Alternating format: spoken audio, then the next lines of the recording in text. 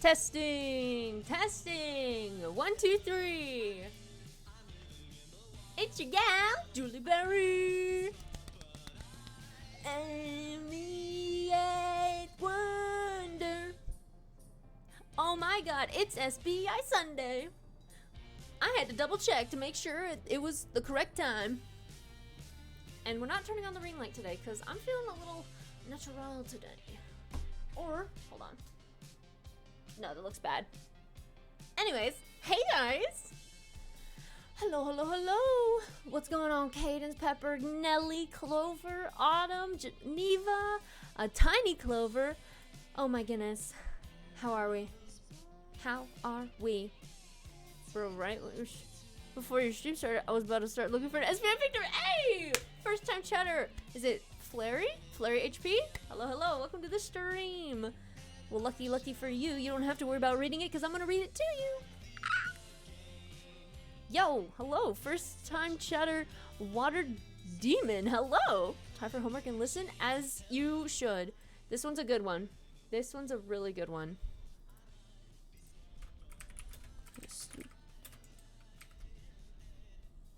Hold on. Yes. Which fic is up today? It is in the title, but I have the link for y'all here. I'm excited to read this one. I finally got full control of your life. I'm so proud of you. I was reading SBI fic in big lettering before this. Hey! What should I copy for him? Ooh. Or... Ooh, I am a freak. Hello, I'm here. I'm living in the walls. That you mentioned on Twitter? Yes, it is the car one that I mentioned on Twitter. It is the car one. Hello, Phoenix Dragon. Oh my god, I love Full Throttle. Yes, it's called Full Throttle. Should I ping Cat? Cat. Love the fig, really good. Yeah, it's very good. Hold on, I'm gonna go to Twitter and I'm gonna DM Cat. Hold on. Oh hey, we reading Full Throttle on stream, Lamau.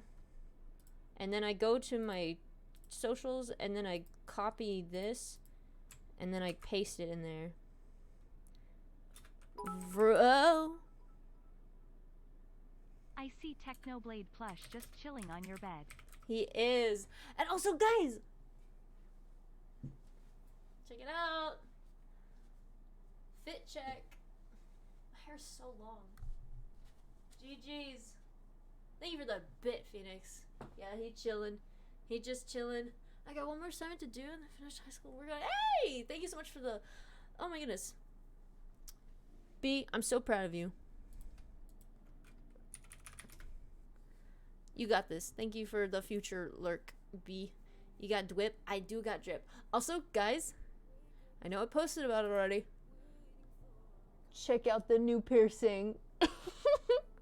We got drip. Also, my camera is like extremely blurry. It's wrong scene. It's extremely. How many AO3 tabs do y'all have open? 32. 32. Hold on, let me turn this off. There we go. Here's a little one. Looks nice. Thank you. The hoodies, the company's clothing, I don't know what exists. So true. Okay. Tweet. And I'm gonna go to new message request. I don't know you. Delete. Whoa. Yeah, B, thank you so much for the lurk. Can't see your finals tomorrow. Have sleep. Good to see you. Hey, good to see you too, Rosie. Always a pleasure. If I go quiet, I didn't leave. Noted, Geneva. Alright, where's... Do I not have a DM with Cat? Hold on. Cat. Next. Cat. I'm reading Full Throttle. On stream. I'm gonna check how many I have real quick. Yeah. Yeah, tell me all of y'all. How many fic tabs do you guys have open? Here's what I got. Oh, that's cause for concern. No, it keeps going, and then it like keeps going down. Oh my gosh. Not me accidentally closing shit. Oh, cat responded. Hello. Hey. 41? Dang. I'll watch this tomorrow. Also, love the tech hoodie. Yes. Yes, this will be on the VOD channel. Because it's SBI Sunday. Lamau, okay. I'm at a limit of times you have 500 just like, oh my god. Girl, what do you mean? I've been working through them. You know what? Me too. And then my beautiful, talented people that I'm subscribed to keep updating. And I'm all like, how am I supposed to keep going?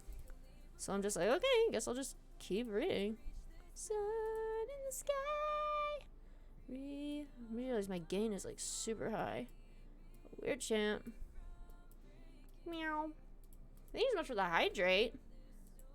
Rosie, thank you, thank you. You have a serious problem? No, you don't. You're literally fine. Literally harmless. 73. Snaps. Did y'all like... I would cry. Did y'all like the new TikTok I posted? Did y'all like that new TikTok I posted?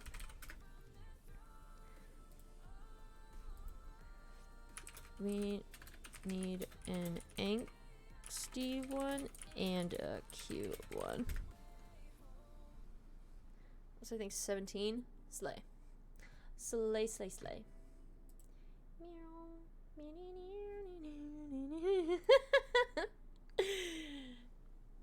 I just reopened Hazel and forget to close them. That's so valid. Yes, you liked it? You liked it? I'm glad. I'm glad. I was worried that one was gonna get some negative traction because I said mentally ill people, but I'm like, I am also mentally ill, so like, it's fine. This is just to find the target audience, guys. Also, Bun Flores followed me on TikTok. The author of Bones in the Ocean followed me on TikTok. Now I really have to read Bones, because I have not yet. And I love pirates. I love pirates. Yeah, Bones! They started writing, a thing to Wolfie's Lightning in a Bottle AU, which I really love. Actually, I made one comment on your TikTok on my phone was blowing up literally. It wasn't even funny. Hey, you never know what can happen. I have no idea who that is. You don't have to know exactly. They're just an author. I think I have 6 tabs because I try to keep my tabs low or it will get lost. That is so valid. Also, who created a duet with me?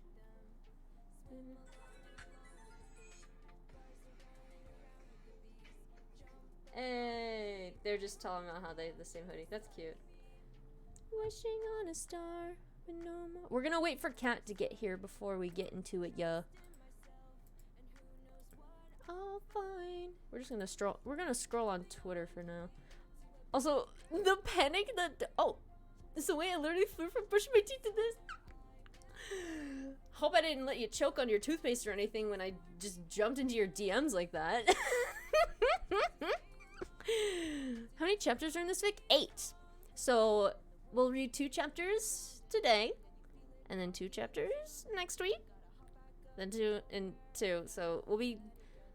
Is it just me, or is Silverwing 15 everywhere? They are everywhere. They write so much stuff. So that means 2, 4, 6, 8. We're gonna get through this fic in 4 weeks. Yeah. Yeah. I'm so excited for this fic. I'm ready for y'all to feel the angst, bro. So good. Alright. Let's... What? Should I get the lore playlist? Yeah. It's just calming music. Calming music to fill the soul. How was your day? Oh, I never talked about myself. I'm doing so good. Guys, got my techno hoodie. I got my piercing. Hold on, we're gonna zoom in. Look at her. She slayed. And I finally got these like doubles taken out, so now I can like change them. I'm so excited. How many words? That's an excellent question. Alright, in total, 50K. 50.5K. Yee. Also, guys, if you do a little exclamation point FT, it will lead to the link so you can read along with me. Or you could just listen. Either way works. Okie dokie. So if I do some magic here, and I flip my screen over here, and I move this here, and I make sure to mute alerts, yeehaw, and then I do this, and the hoodie OMG just realized it looks so cool. Dude, I literally feel so slayed in this thing. Like, I kind of want to do a little photo op with this. You know? Like, I feel good in it.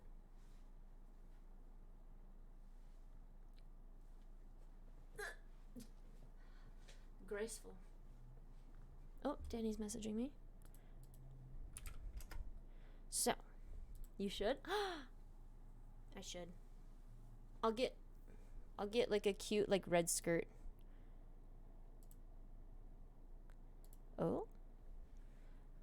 That's about 60-50 words per chapter. Okay, cool. I've done more. My dumb brain put FT instead of clicking the link thing in it. My Wi-Fi went out. Hold on, guys.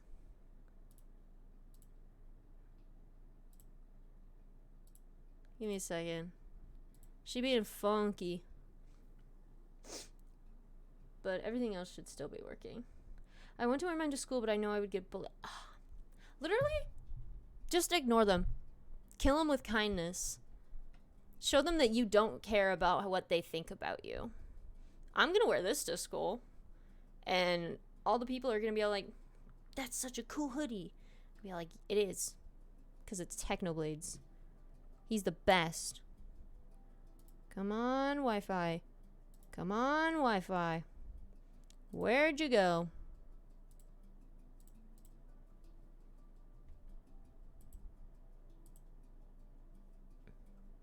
Give me a second, gamers. We're having some technical difficulties on the Juliberry stream.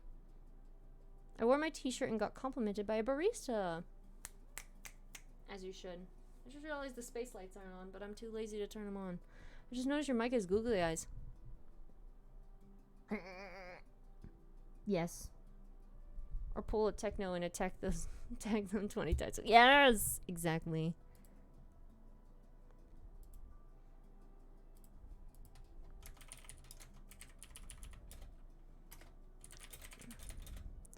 Leo Soggy 1.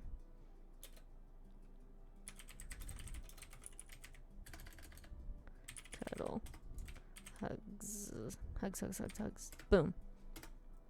Boom. Okay. Bro, TOMMYINNIT service for villains was very well the most reading chapter is 50k words. Oh my god! Bro, I could never. I'm sorry. It's just too much. Okay. I think my Wi-Fi's back on. So, if I do some magic here. I saw someone else wearing the same hoodie and so many people were talking about them behind their back. I felt so bad. Bro, it's, you know what? It's because they're jealous. It's because they're jealous that they don't have cool merch like that person. Like, they need a chapter. That's a whole bug. Yeah, it is. It is. Yo, Jetblast, thank you for the follow. Okay. I'm gonna close my phone. Hello. Hey up. What's poggin'? Alright. I'm so excited for this fic. Guys, fun fact. Danny read chapter 7? It was one of the chapters while I was driving back home from the airport after I'd gotten home from TwitchCon. And I had a 3-hour drive back to my school. And so I was bored, and so I just called Danny, just on my phone, because we're special and we have each other's numbers. And then she read it to me while I was driving. It was great. And so now I shall do the same to you guys, except y'all are not driving. If you are, be careful. Make sure you're wearing your seatbelt. If you're not driving, I hope you're all snuggled up in bed, snuggling with a techno plushie or a pillow and a blanket. I hope you're ready to get some chill vibes. Music's not too loud. We got all this. Okay. Get you a friend who will read you fanfics over the phone. That's yummy. Parasocial. No. Why did I say that? Oh, man. All right. Yeah, it's completed. Yeehaw. Dude, this was published 3 days before my birthday. Practically an early birthday present, if you ask me. Me and Henry are ready. Yay! All right. All right. It's a NASCAR. It's racing. Racing AU. Car racing. Fluff and hurt comfort. Hard of hearing. Crime boys. Ah! Angst. Angst. Angst. All right. Let's get into it, yeah. Full Throttle by Your Eyes Look Like the Ocean, or Cat Ocean. Oh, OMG, it totally is a B-Day present now. Post B-Day. Hell yes. Thanks, Cat. You're literally an angel. All right. Summary. The first thing that happens when Tommy Innes crashes during his 115th night... What are numbers?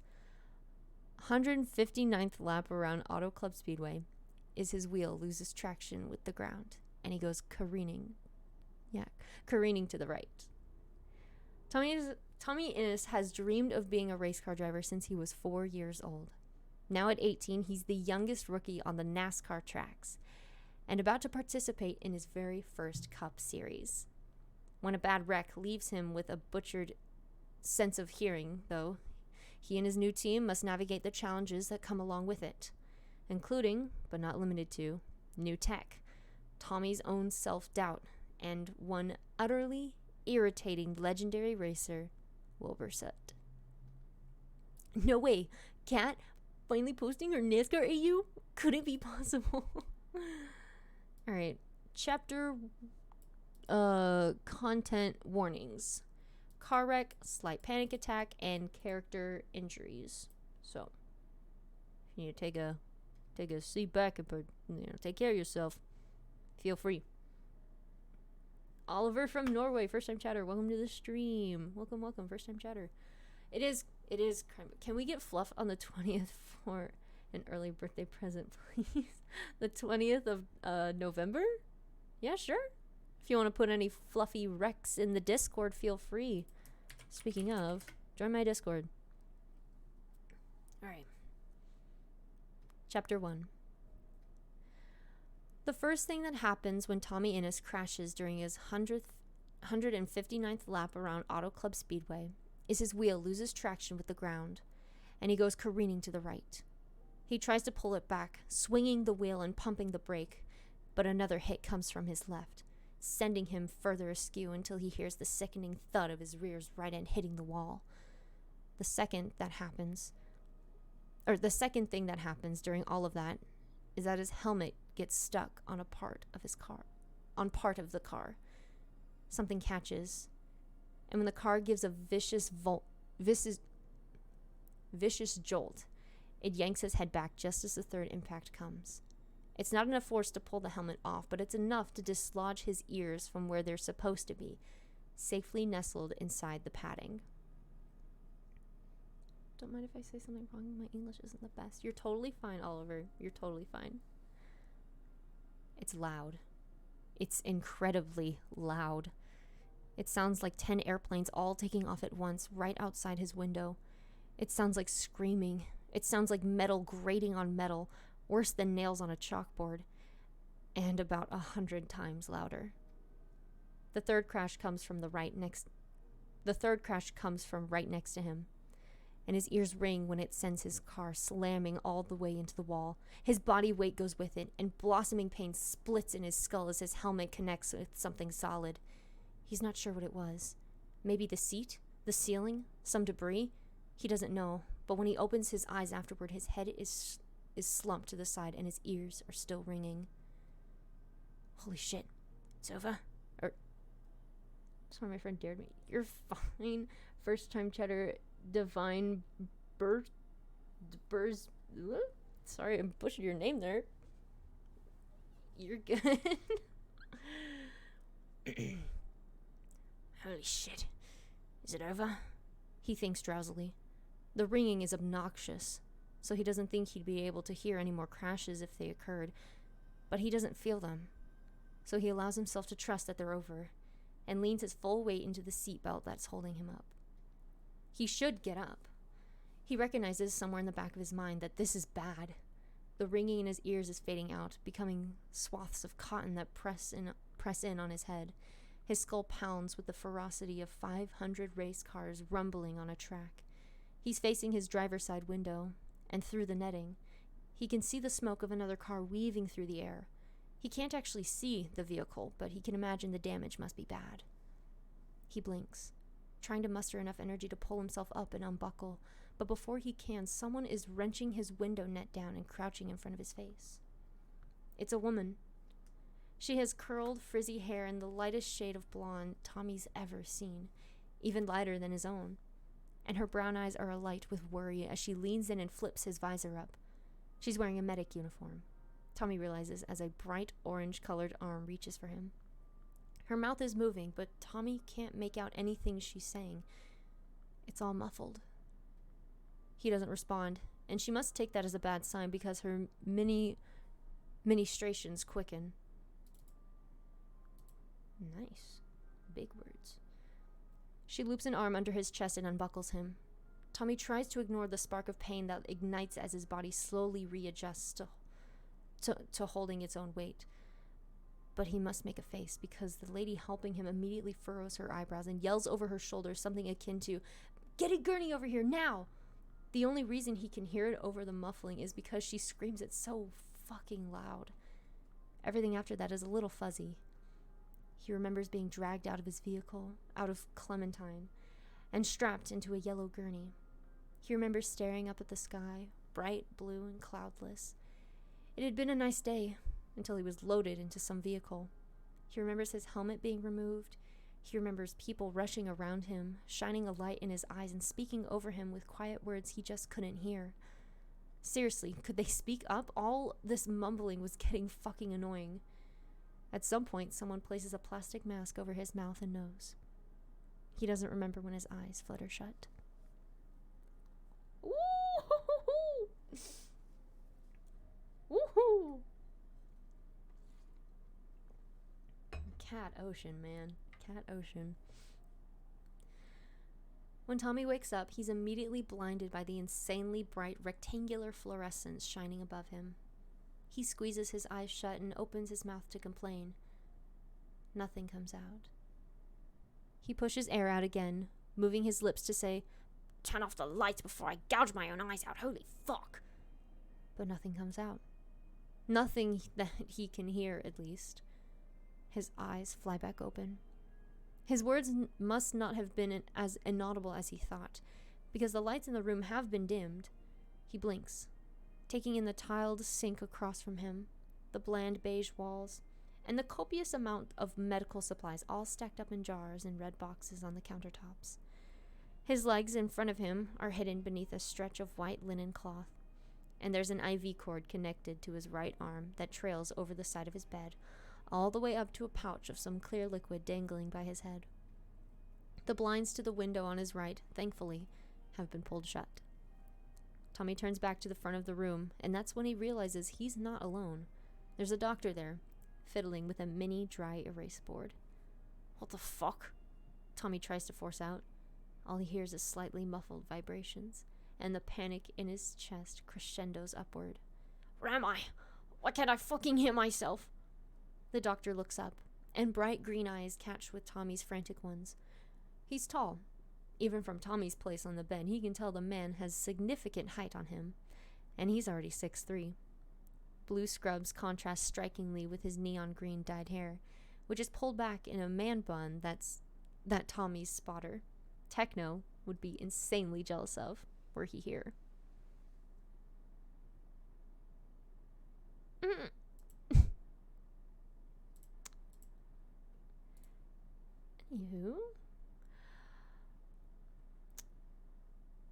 As it is, the only people in the room are Tommy and the doctor.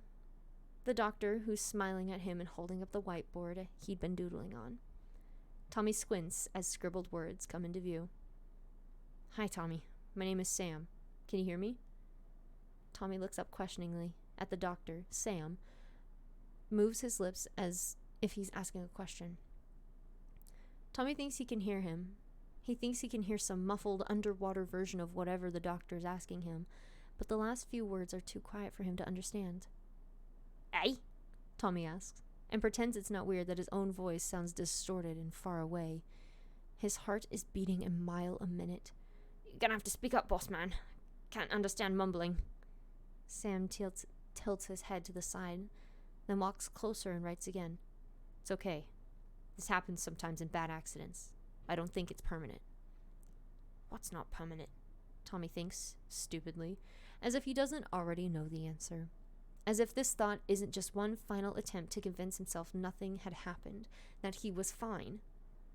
When he looks up from the board only to find Sam's mouth moving again, but hardly any sound coming out, it all hits him at once.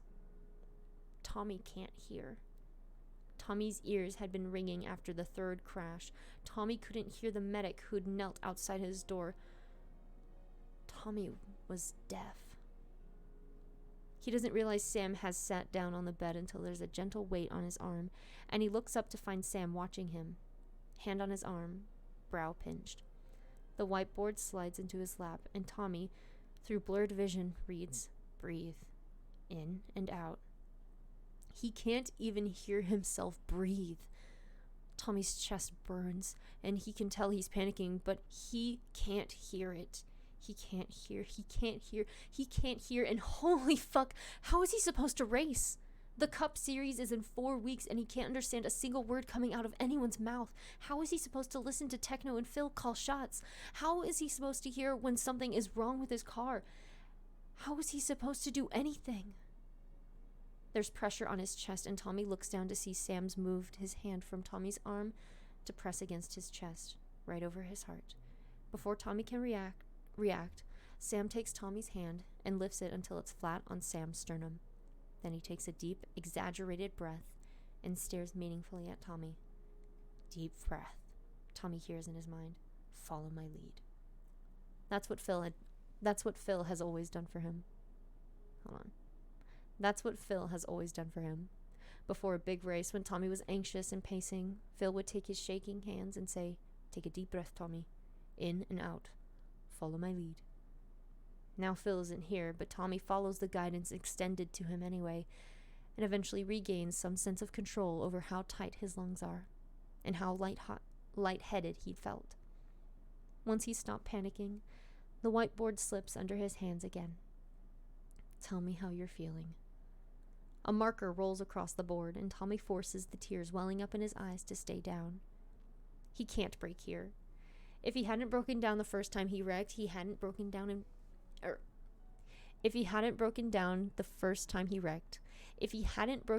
front of the interviewer who asked, "So, getting into the NASCAR is quite a big deal, and you're only 18, easily the youngest on the track right now. Your chief must be so proud of you, right?" If he hadn't broken down when his first crew chief said he hated him, when his last said he would never make it in the racing world, then he wasn't going to break down now. Not yet. Hesitantly, Tommy picks up the marker. His hands are still shaking from whatever panic episode he'd just had, but he clears away Sam's writing with the back of his hand and manages to scribble out, "Can I still race?" There's a pause. Tommy knows that wasn't the answer Sam had been looking for. In fact, it's not an answer at all. It's a question. But he needs to know. The answer to that ultimately determines how he feels. Sam writes again. Short answer, yes. Long answer, it's complicated. We think you have noise-induced hearing loss. If that's the case, you might regain total hearing within a few days and be totally fine. Tommy sighs, sinking back into the bed. "Might," he says aloud, though he can barely hear it through the cotton in his ears. Sam nods. "It depends on how many healthy cells are left in your ears. I can run a few tests now that you're awake and get a better estimate of what the prognosis looks like. Tommy reads, then bobs his head nervously. Okay. So maybe this won't be as bad as he was originally fearing. Maybe he'll be back on the track in 3 days with his hearing fully restored, listening to Tubbo rant and Phil try to wrench the headset away from him.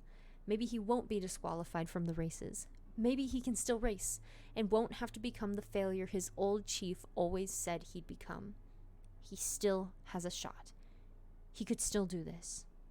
That settled, he looks down to the whiteboard again and reads Sam's latest message. So can you tell me how you feel now? You hit your head pretty hard, suffered a minor concussion, even with the helmet. Anything hurt? Feel dizzy or weird? Tommy doesn't bother checking.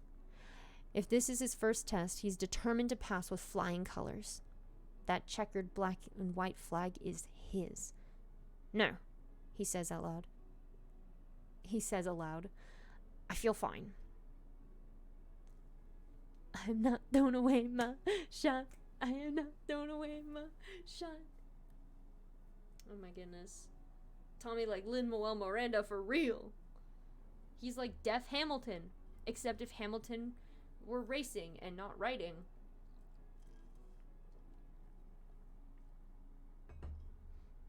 Dude, I'm so sorry I'm late. I forgot about SBI Sunday. How could you forget about... You're fine. There's no such thing as being late to a Juliberry stream. This is going to be on the VODs channel anyway. You're fine. Heck, I might make this a series on my main channel. So, what's lurking? It just means that you're like still watching the stream. You're just not talking.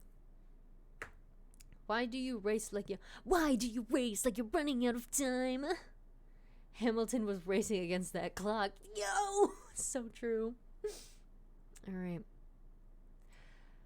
For the next several hours, they run test after test after test.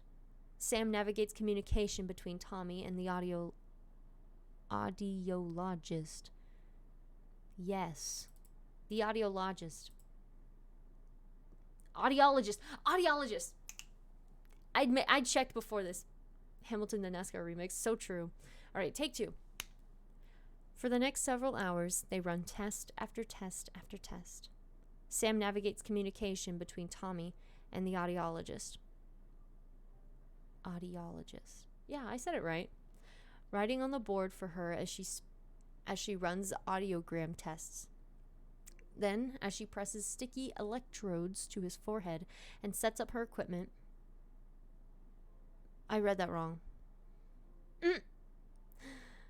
Then, writing on her board for her as she runs audio tests. Then, as she presses sticky electrodes to his forehead and sets up her equipment. After that, they move on to something called an autoacoustic emissions test, and Tommy sits still as a tiny microphone is inserted in both his ears one by one, and his response is recorded.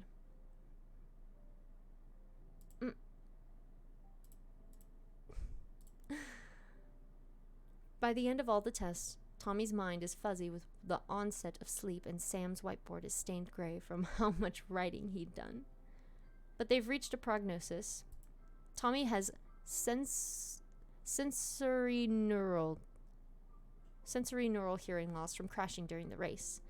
It's moderately severe, but Sam guesses he'll regain most of it within the next few weeks, at least in his right ear. His left, however...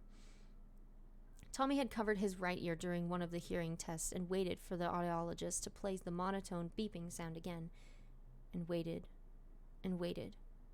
Finally, he heard the incredibly muffled sound of the beep going off, and he clicked the button held in his hands. When he looked up, expecting to see Sam writing the audiologist's charting, he'd been met with 2 pairs of surprised eyes. Profound sensory neural hearing loss, Sam had written when Tommy asked what was wrong. Don't worry, it still has the potential to get better. You may want to start thinking about hearing aids, though. I don't think it'll ever be back 100%. We need more mods here. Yeah, I don't know what's going on today, guys. I'm sorry if these bozos coming inside the chat are making you uncomfortable. I should probably ping mods or something. I know B is here. They're just... They're busy right now.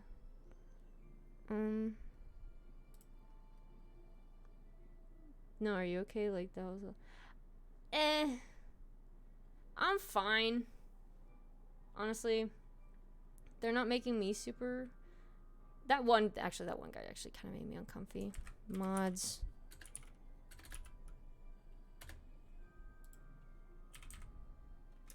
I can mod if you want. Let me ping my mods first, but I'll take you up on that in just a bit, if no one else replies.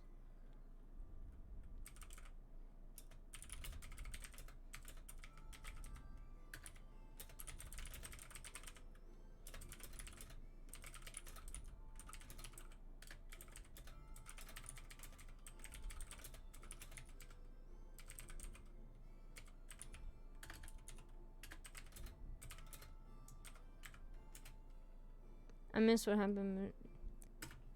Yeah. Thanks, guys. We're gonna ping the mod bears real quick. See, I've never modded a day in my life. Thanks, guys. Appreciate y'all. Yeah, y'all don't need to worry about what they said.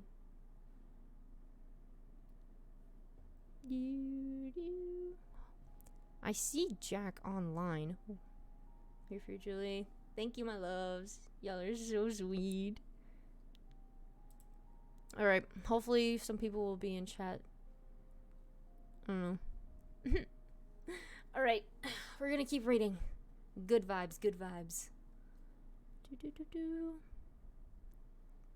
Tommy didn't want to think about hearing aids. He wanted to think about racing.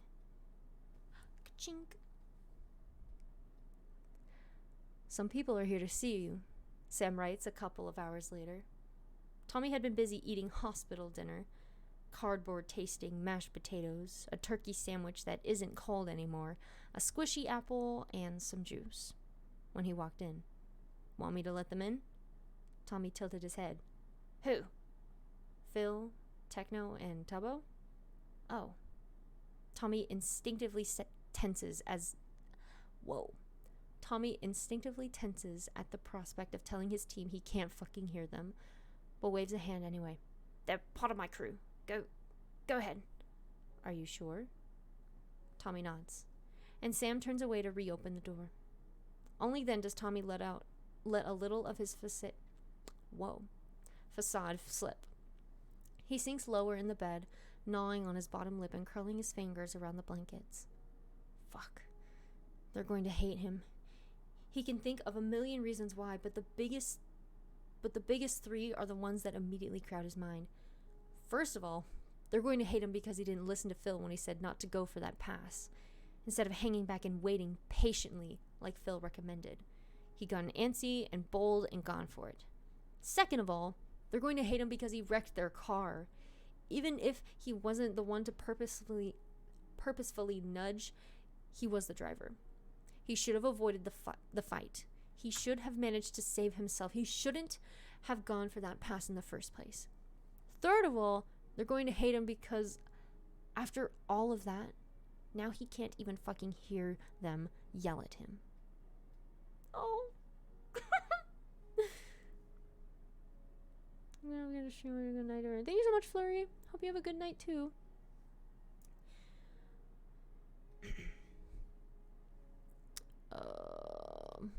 Oh yeah, I was here.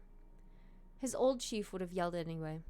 He would have yelled and stormed around and spat passive-aggressive comments that Tommy couldn't even hear. He'd had a wild temper like that. Reporters used to say it was the highlight of their team. Spoken to your chief. And you and him are both really Spitfire. In a good way. You two have a confidence that's refreshing to see out here on the race course. Can you tell me a little bit about how you two work together? Wow, wild crowd tonight. Wow, wild crowd tonight. I think that's a great segue?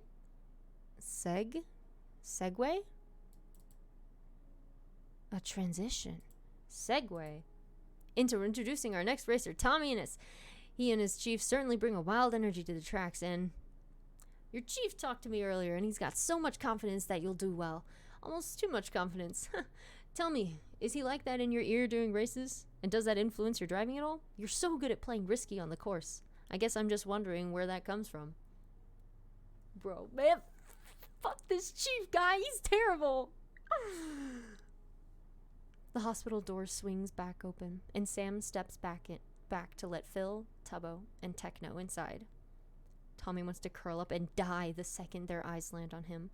They don't look mad, but Phil's brow pinches in a weird way, and Tubbo's eyes are rimmed red, like he'd been crying.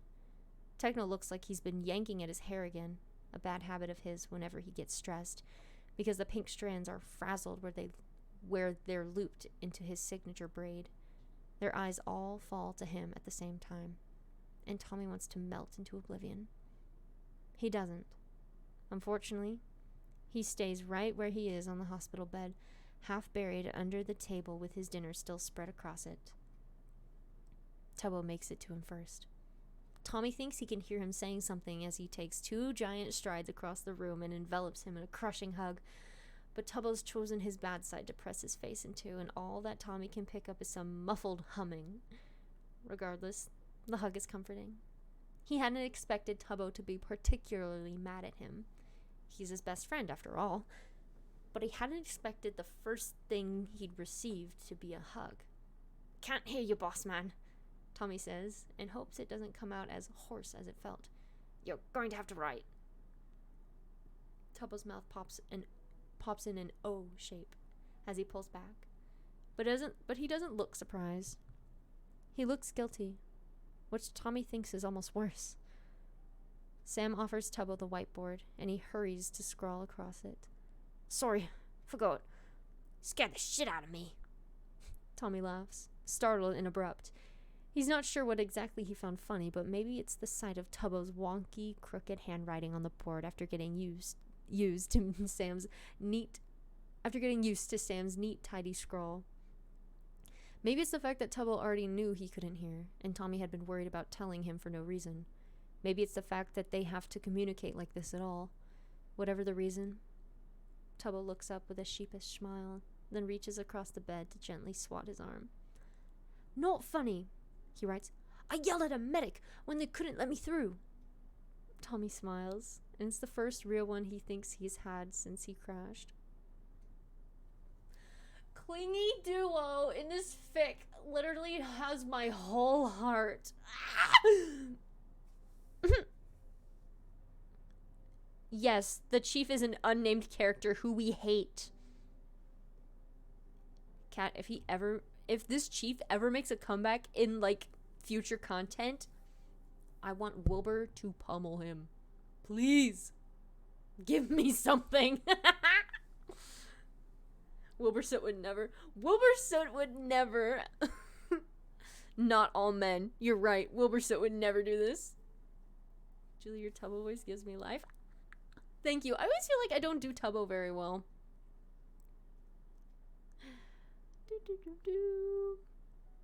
It disappears as soon as Phil takes the whiteboard. Tommy waits, anxiously tapping his fingers against his legs as Phil writes. He writes with his tongue poked out, Tommy realizes. It would be funny if Tommy wasn't so terrified that he was writing him off the team. Oh. It would make sense if he were. How was Tommy supposed to drive when he couldn't hear his crew? How was he supposed to drive when he couldn't hear when the car started acting up or when another car got too close?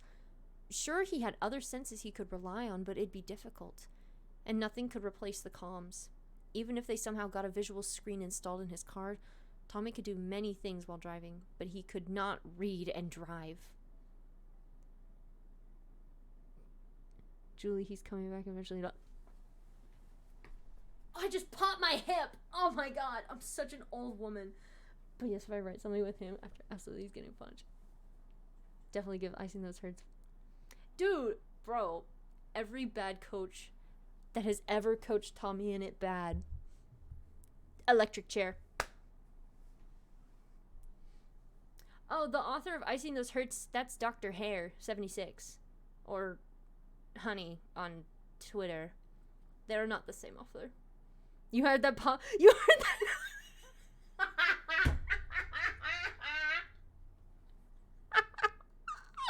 No, I can't believe the mic picked that up. Bruh, that's so embarrassing.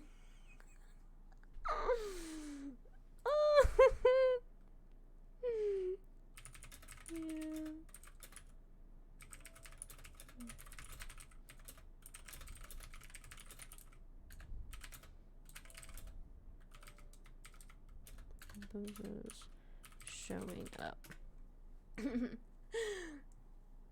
Of Cat wrote for. Oh yeah, Cat wrote Full Throttle. Yeah, Cat's the author of Full Throttle. That pop was very loud. Jeez. Yeah, I'm fine. I just popped my hip. Right here. No, it's okay. My sound's like. Oh wait, hold on. I can probably pop my spine. Hold on. Wait.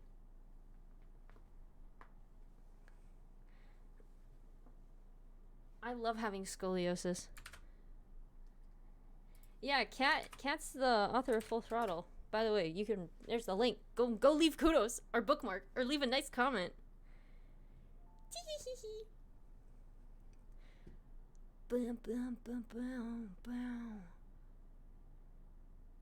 Cat does slay. B, I'm so proud of you. You're doing amazing, sweetie. All right. But he could not read and drive.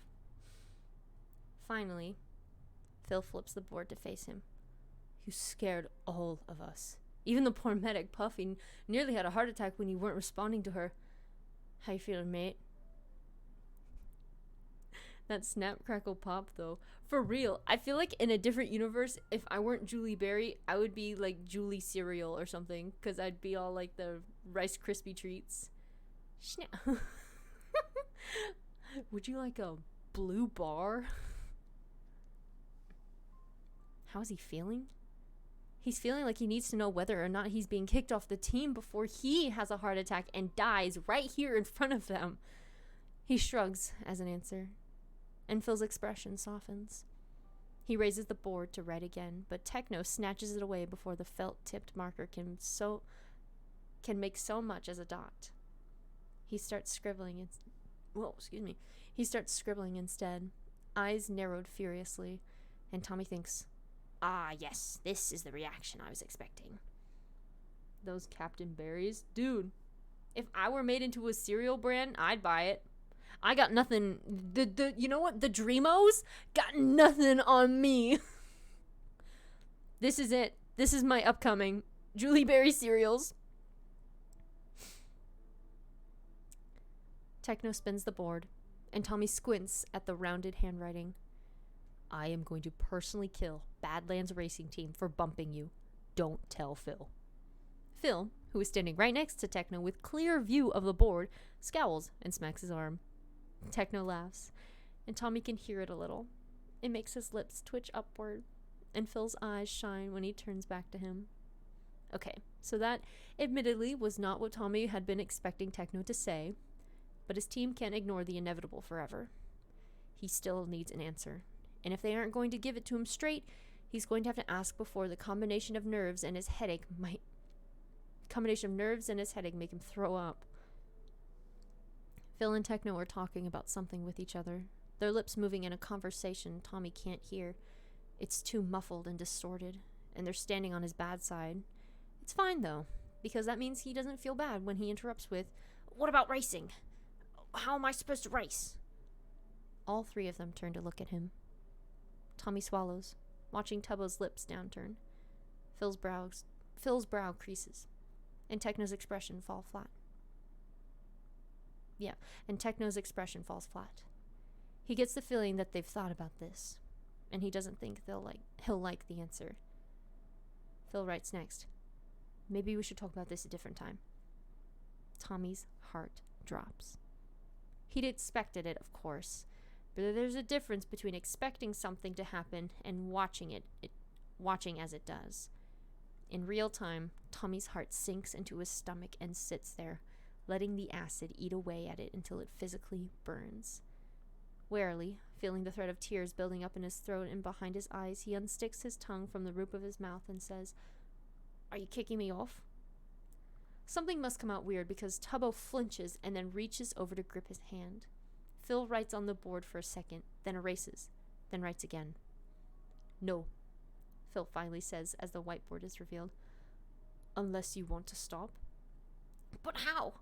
Tommy asks, pleading. "I can't hear. It's all muffled and fucked up. I might not get it back." "You'll get it back," Phil writes. Then Techno steals the board and continues for him. "There have been hard of hearing racers before. Don't you know about Wilbur Soot?"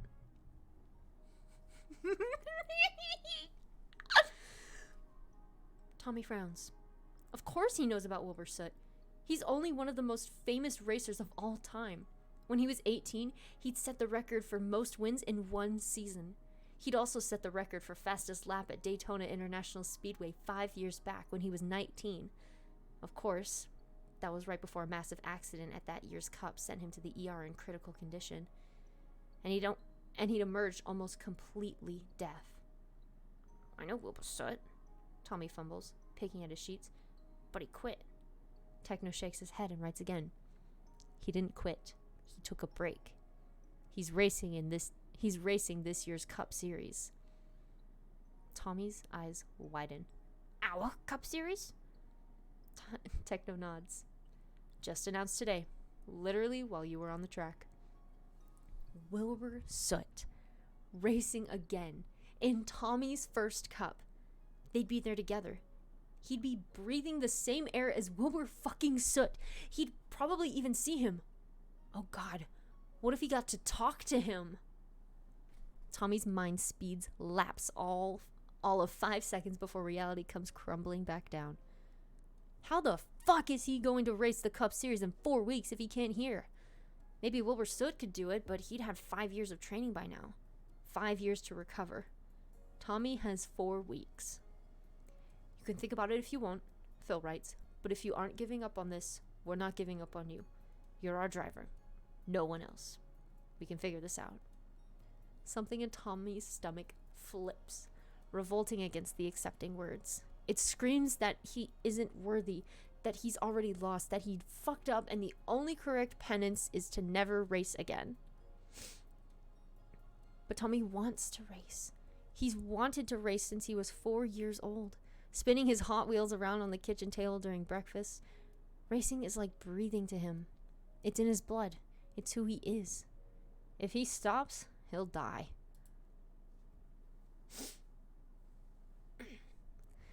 He looks back up at his team, skeptical. They are not the same as his old teams. Tubbo, for one, is much younger than anyone he's ever had on a crew before. Techno doesn't yell at him when he fucks up a pass. Phil is not the same as his old chief, who'd told him again and again how much of a failure he was every single day. He's been with this new team for 3 months now, and he knows realistically that they're different.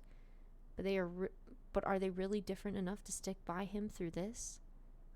I don't know, Tommy starts. They're going to realize that this is too hard. They'll realize he's been destined for failure since the start, and they'll have him removed. He's already wrecked Tubbo's car and lost them the race. He didn't listen to Phil or Techno's advice. He fucked up, and now he can't hear.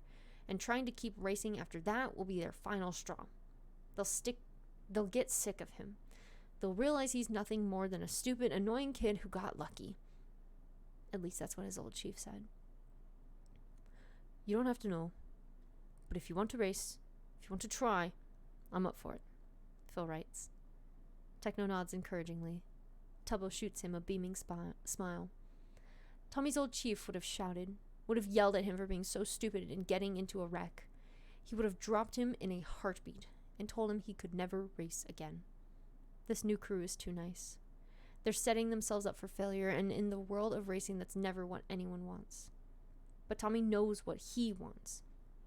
He's always known what he wants, ever since he was 4 years old, racing miniature Hot Wheels. If they're stupid enough to give it to him, he's going to cling to the steering wheel for as long as he can. Tommy sucks in a deep breath and bobs his head. I want to race. End of chapter 1. Yo, hello, Melancholy. What's going on? How we doing? Emotion check? Oh, Pepper's left. Oh, bye, Pepper. I hope you have a good night.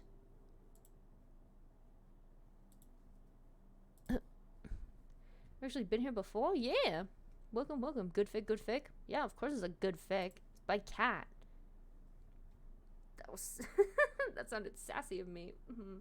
But you know what? I spit facts. I'm spitting facts. That was just chapter 1? Yeah, dude. There's 8 chapters. It's finished, too. Look, I've already left kudos here. 5 stars? Alright. Chapter 2. And this will be our last chapter for this.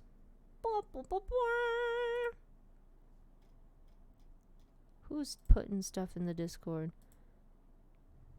Oh. Caden's putting the picture of the cereal in the Discord. I'm dead. Are you going to read Butterfly Rain? Probably not. I'll probably read that on my own time, though, and we can talk about it in the Discord later. Meow. Okay.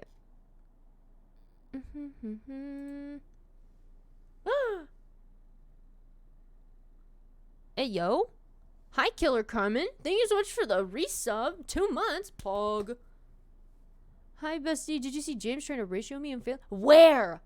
Where? Where did he try to ratio you? I need to know so I can go help you ratio him even more. Twitter?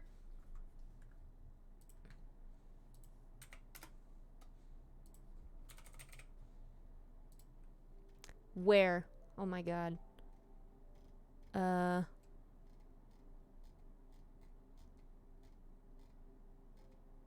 Where is it? Tweets and replies. I'm running. Oh! Oh my gosh. That is so funny. Stop this. Oh my god.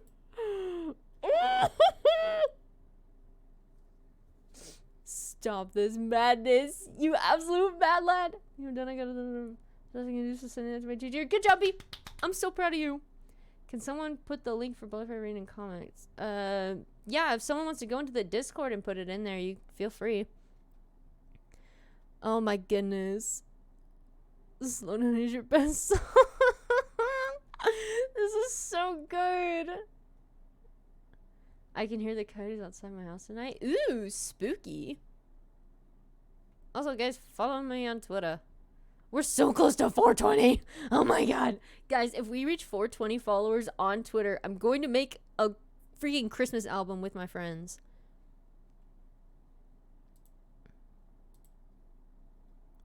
Ew.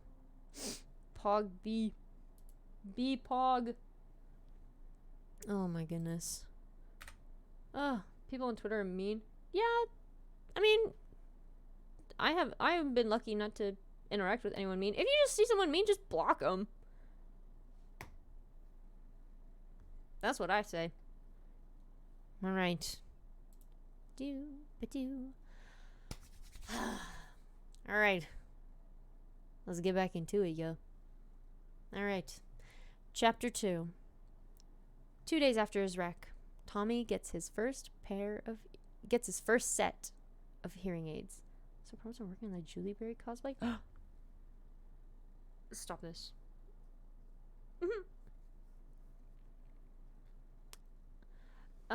Yes, I did see, but we're not talking about Dream and we're not talking about Twitter anymore. We're talking about SBI Sunday. Yeah, Twitter can be scary. Just depends on how you use it. I use it to look at fan art and fan fiction. Alright. Yo, Phoenix. Can I make you a drawing of an OC in a glare onesie? Sure. Go for it. Put it in the Discord. I'll check it out. Yep. Alright. Content warnings. Mention of car wreck and gaslighting. So please take care of yourself and step away if you need to. Right. 2 days after his wreck, Tommy gets his first set of hearing aids. They're highlighter red where they wrap around his ears with white plastic ear mouths that Sam had come with him to get made at the audiologist's office. They sit in a stuffy hospital office for a good 2 hours afterward, fiddling with the settings and listening to the audiologist ask questions like, can you hear this? How about now? Is it giving you any feedback issues? What about now? But finally they settle on a volume that makes the muffled words on Tommy's right ear sound much clearer, and the ones on his left slightly louder than before, and Tommy can sort of hear again. Enough to make out what Sam's saying. How's it feel? Sam asks, standing on Tommy's good side. And Tommy can't help the sudden overwhelmed tears that spring up. He can fucking understand again. He nods, too choked up to speak, and Sam smiles. Can you hear me better? Tommy nods again. Yeah, he manages to say. Fuck, I can hear you. The hearing aids aren't supposed to be permanent. Not in his right ear, at least. Sam tells him that if he stays away from loud noises and takes some time off to relax, the hearing in that ear will most likely return. That, of course, means staying away from the racetrack. But Tubbo's got his work cut out for him, designing a new car with whatever was salvageable from the old one. So Tommy doesn't think that will be too hard. Well, not as hard as it could have been. Before he's discharged, he's handed an assortment of papers and items to keep track of. Sam explains each one. This is a box for your hearing aids when you're not wearing them, he says. Then, there's a couple of pairs of earplugs in here to wear whenever you go someplace really loud. This is a cheat sheet for the ASL alphabet and some ASL book recommendations. Tommy goes quiet after the last one, and Sam must notice, because he gently prods. What are you thinking, Tommy? Well, I really need to learn ASL. There's a beat where Sam doesn't say anything, and Tommy's breath freezes. They're both on the way down to the lobby, where Phil is supposed to pick Tommy up in his mom van, but the hospital elevators take forever. Sam taps one of his shoes against the hard linoleum floor and shrugs. I think it might be a good idea to try. It's not that I don't think your right ear will recover or that the hearing aids won't do their job. It's just that ASL can be really helpful for people with all types of hearing loss. It doesn't matter if you can basically hear or if you're completely deaf. It's a tool available to make your life more comfortable. If you learn, you can better connect with others in the HOH community. If you want that, that is. Tommy averts his gaze to the ground. There's a scuff mark under his left foot, gray and dull, but obviously left by the shoe of someone who'd tripped or been in a rush. You don't have to, Sam continues. Not every person who's hard of hearing chooses to learn ASL. In fact, not even every person who's legally deaf chooses to learn ASL. It's just an option. A tool if you ever wanted to learn to use it. Tommy thinks about it, then meets Sam's eyes. I'll consider it, he says, and he knows it's a lie, but he's been trained for this. He offers a quick smile and a relaxed stance, and it's exactly how he'd smile every time an interviewer brought up him and his old chief, back when he was still with him. Yeah, my chief's Grafe. I said Grafe. Grafe? Grafe. Yeah, my chief's great, he lied, sitting up on a platform surrounded by dozens of cameras. He really helps me stay motivated out there, you know? Keeps me on track and focused on that checkered flag. Ding! The elevator opens up, and Sam and Tommy both climb inside. Sam presses the ground level button as the elevator door slides shut, and it starts its descent. Tommy's stomach swoops down with it. He's going to go back to the hotel with Phil. He's going to help Tubbo figure out how to fix the car. He's going to avoid the press like the plague and wait out however many days it'll take for his hearing to come back. He's not going to wait quietly, though. Oh, no. Tommy is going to race. Ah, grave.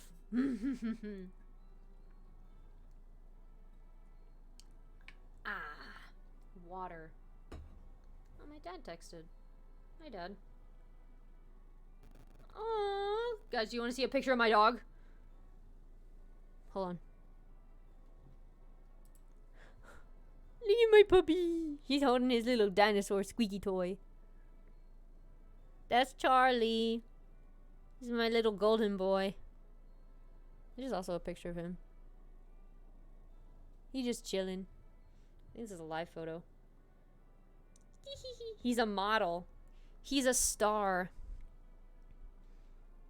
I love my boy. I love my baby boy.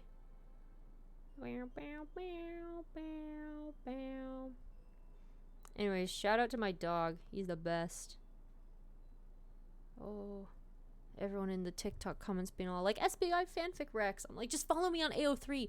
Go look at all my bookmarks. They're all there. Those are my recs. Alright.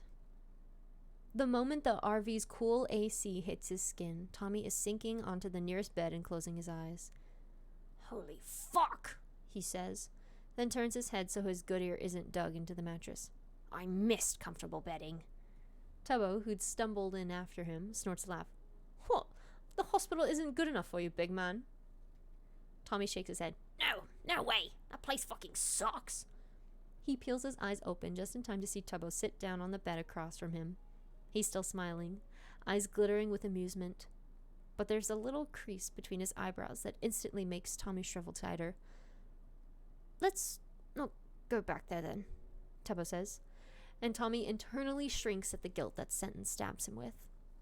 He doesn't have much time to spend feeling bad for fucking up, though, because the next words out of Tubbo's mouth are, I'm headed to the workshop later today to look at fixing your car. Instantly, Tommy bolts upright. Can I come? Before they left the hospital, Sam had informed Phil and everyone else that came to pick him up, also known as Tubbo and Techno, that he would need to stay off the tracks for at least a week. For the best chances of regaining his hearing, he'd have to keep to relatively quiet spaces, keeping his ears protected from any further damage. In Tommy's opinion, that was a load of BS. He'd never had issues on the track before, whenever it was just him. He'd never been too loud inside the car, and besides, he'd been racing since he was 8. The noise of engines revving, tires spinning, and asphalt squealing under rubber was practically background music to his life. He'd never needed protection against it before, so why start now? He'd also never needed protection in the workshops, and yet that was another place Sam warned against. So when Tubbo's face falls, obviously remembering the fact that Tommy is not supposed to go there, Tommy switches tactics to start begging. Please, Tubbo, he says. He needs to know what the damage is, how much he should be beating himself up for wrecking. I can't just sit around here all week. Tubbo frowns. You're supposed to be resting. Sitting around is literally the entire point. And anyway, the workshop's pretty loud. Your ears don't give a fuck. Tommy interrupts, swinging his legs over the bed to fully face Tubbo. I've been inside workshops my entire life. One day isn't going to kill me. No, it just might make you permanently deaf. I'm not deaf. Yet. Come on, Tom. Don't be an idiot 5 hours after getting released from the hospital. Tommy sighs. Maybe you should just give up. Or maybe he should just give it up. He's already caused Tubbo enough grievance. What with destroying his vehicle 4 weeks before the Cup. And he knows if he keeps pushing, Tubbo will just get upset. But he can't sit around for a full week doing nothing. He can't. Not with the Cup coming up. Not with all the work they're going to have to do to get back on track. Pun intended. Not with the way he'd fucked up. He needs to be helpful somehow, to prove that he's supposed to be there. Please, Tommy says, and it comes out cracked. Please, Tubbo. I'll wear a pair of Phil's noise-cancelling headphones. I'll stick earplugs in underneath. I'll do anything. I can't just sit here for a week. It's boring. Tough shit? Tubbs, please. I just spent the past 2 days cooped up in a tiny hospital room. I need to move. I miss my car. Tubbo softens, shoulders slumping. And that's when Tommy knows he's won. If there's anyone who understands having a connection with a vehicle, it's Tubbo. Like a finish line, Tommy can see the black and white flag waving as Tubbo's resolve crumbles. Fine, Tubbo sighs. Come with, but You're wearing the good noise-canceling headphones the entire time. Phil's pair. If you leave my side for a single second, I will personally make sure your throttle malfunctions next race. Tommy grins. Got it, crew. I'll be the clingiest bitch you've ever met. Clingy duo. Clingy duo. 5 minutes into entering the workshop, Tubbo starts talking to two of the other crew's engineers. And Tommy, who can't hear the conversation through his headphones and isn't wearing aids anyway, slips away. He's never been good at listening. His old chief used to chew him out for not following directions out on the track. I passed like you asked me to, Tommy had fired back once toward the beginning of their partnership. They'd been standing in one of the long tunnels leading out to the race course, utterly alone. And when they were alone, Tommy had just recently started to notice his chief's voice got louder. And then you got passed back on the right by 88 because you weren't paying attention to that side like I told you to. His coach had replied angrily. God, I know you're a teenager, but don't you know how to listen? You never said, Tommy, you're still not listening. Tommy was pretty sure his chief never warned him about number 88 flying down the course on his right. But he wasn't sure, because maybe he really hadn't been listening. When he was in the car, his mind tended to hyper-focus on one thing, winning. And he thought he was good at listening to his crew while simultaneously navigating the course, but maybe he'd accidentally blocked that warning out. Maybe he wasn't as good at paying attention as he thought. Especially because after that, every time he made a mistake on the track, his chief would reprimand him for the crucial direction he'd somehow missed. That's called gaslighting, his mom's voice had said over the phone one evening after he called her, in tears, over a race he'd done so bad in, he thought he'd ruin his chances of getting into NASCAR. He thought it'd been his fault. Tommy, sweetie, what's been going down? Tommy, sweetie, what's been going on down there? He told her everything that night, everything he'd been keeping to himself for months because it was his fault. It was his own stupidity, his own inability to listen, his own failure that brought him here, to tears in the middle of an empty hotel room. It was his problem to deal with, until it wasn't. Now we need gatekeep since Julie is the girl boss. Oh! You flatter me. But yes, I am the girl boss. I will uphold the title with pride. I will end with honor. Pride and honor. Slay. I need to paint my nails. They're naked right now. I'm gonna paint them yellow. A week after that phone call, Tommy made it into NASCAR.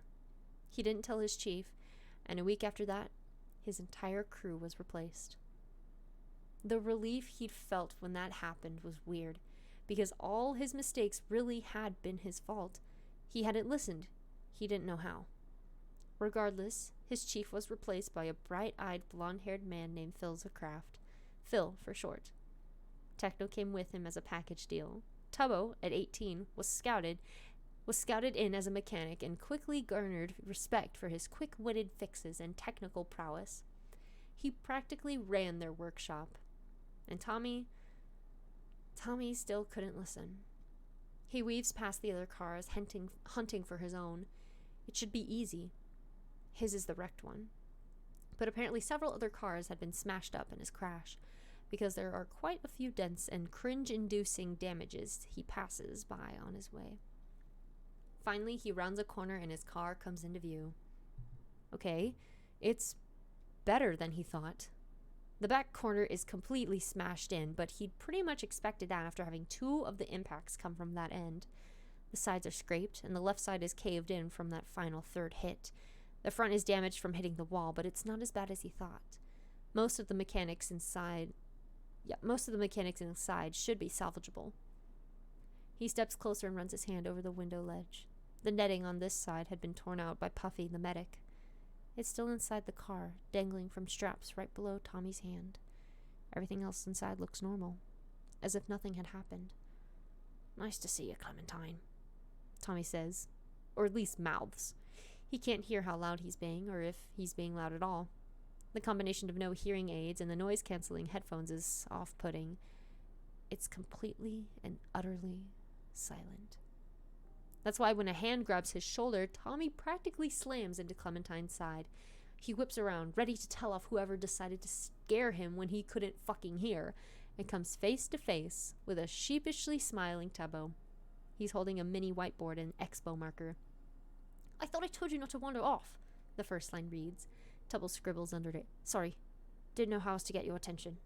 "It's fine," Tommy exhales, and is relieved when Tubbo doesn't seem fazed by whatever volume his words come out as. Instead, he turns to Clementine and starts scribbling again. "She's pretty dented up. We're definitely going to have to replace most of the outer shell, but besides that, most of the mechanics still run. Just need to adjust the car for Daytona anyway, so this is arguably the best time to need repairs." Chaotic Artist, thank you so much for the follow. Welcome to the stream. Tommy hums and runs his hand along the car's side again. Even with the metal all dented up, there's no doubt this is his car. It has his feel, slick and smooth, bright red striped over dazzling white, sparkles shimmering under the workshop's fluorescence. This shell is as much a part of him as his own skin is. Tubbo taps his shoulder again, and he turns to see him offering the whiteboard. "Anything you want me to look at on the car? Anything fixed for the next race?" Tommy shrugs, then takes the whiteboard to write back. A small amount of embarrassment trickles through him as he realizes Tubbo probably offered him the board because he was being too loud when he spoke before. "Something happened with my helmet last race. Might have been the Hans device coming loose and the air vent yanking it back. Something came undone." Tubbo shoots him a thumbs up and hoists himself up through the window into the car. One benefit of being the youngest mechanic is that Tubbo can fit virtually everywhere Tommy can. The cockpit of the car is designed to fit snugly around Tommy, and since Tubbo is even smaller, he can crawl in and fidget with the controls easily. He does this now, perching on the edge of Tommy's seat and examining the spot where his helmet connects to the Hans device. Or Hans device. I have no idea what this even is. It's going to take Tubbo a little while to figure out what exactly happened there, so Tommy moves to circle the car, surveying the damage again. There's no doubt in his mind that he did this.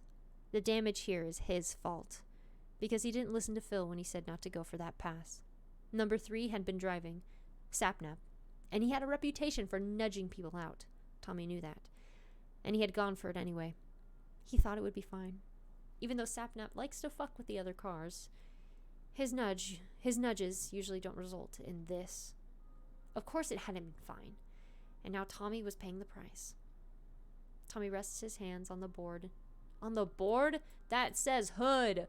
I can't read. This is it for me, guys. I'm no more reading stream. She can't even read anymore. My career, it's over. I'm done for. It's like head support, so you don't get whiplash / snap your neck in the crash. Oh. Yikes. Fun fact, my grandpa's brother raced in NASCAR. Sadly, he is no longer with us, but he raced. He was really good. Oh, Julie is illiterate. I know. I need to make the text bigger or something. I'm like my mother. I have to make all the text big so I can read it. This is it, guys. I'm illiterate, Barry. Meanwhile, Danny is still online? My beloved. What? Yeah. Yeah. He did. He's cool. Where did I leave off? I think I was... I was here. I read board instead of hood.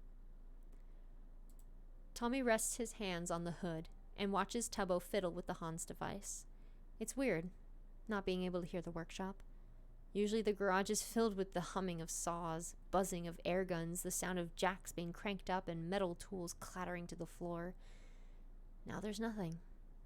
The only reason he knows he's not dreaming is because the metal under his fingertips is cold. "Find anything?" he asks after a minute's passed. Tubbo hauls himself back out the window to the cockpit and nods. His mouth starts to move, but then he's wincing and taking up the whiteboard instead. Yeah, I think I found the issue. The anchors are fucked, but I'll have them replaced in no time. I'll probably have the whole car finished in 2 to 3 days. Then whenever the doctors say it's okay, we can get back on the tracks and work on upgrades for the 500. Ready to win this thing?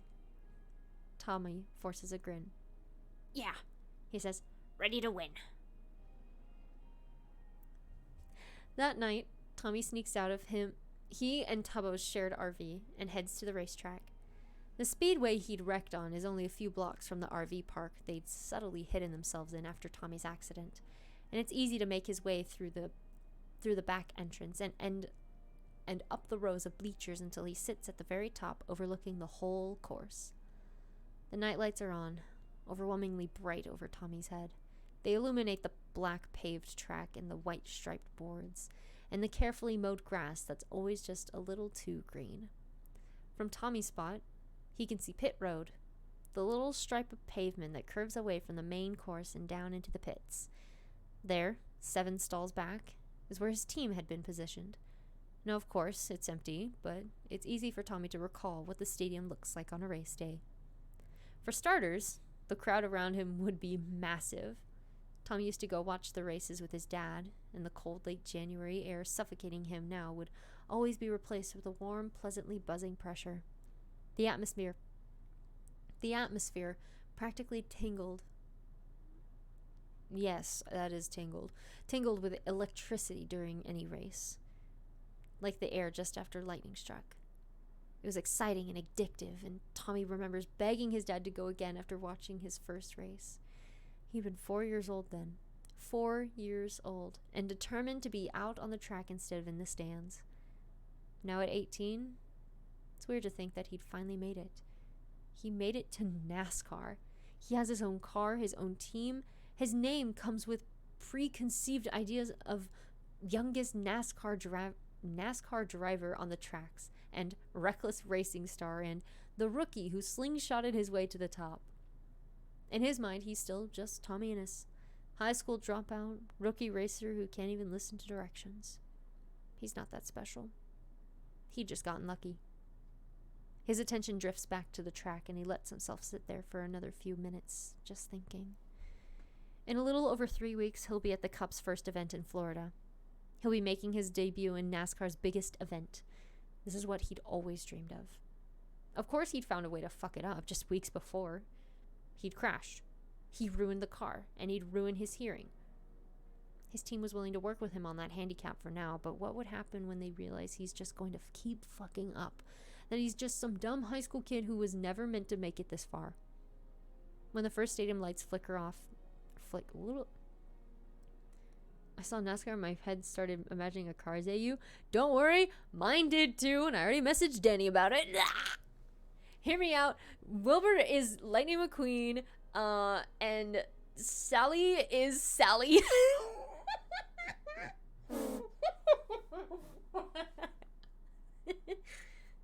And then Phil is Doc Hudson, and Life is a Highway. Life is a highway. Yeah. Yo, Mercy Not Found, thank you for the follow. But yes.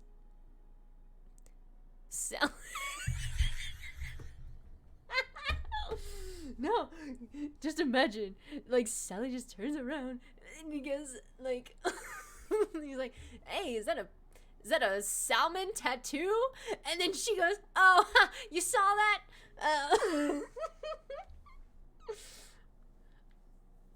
That's all I have for that waterfall scene going. I imagined Techno would be Mater, cause twins duo, and instead of making him he'd be like a farmer. He would farm potatoes at Radiator Springs. He would take Wilbur to go the cow tipping or something. Oh man, I don't know. And Schlatt would be Harv, the his agent, not the salmon bumpers. It's so funny. It's so funny though. Mater.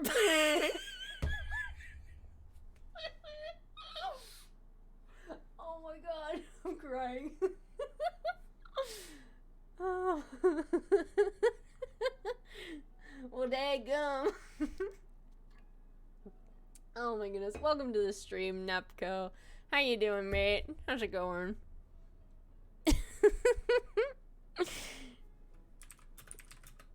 Danny, I hope you're in chat or lurking or something. I'm good. I'm glad. I'm glad you're good.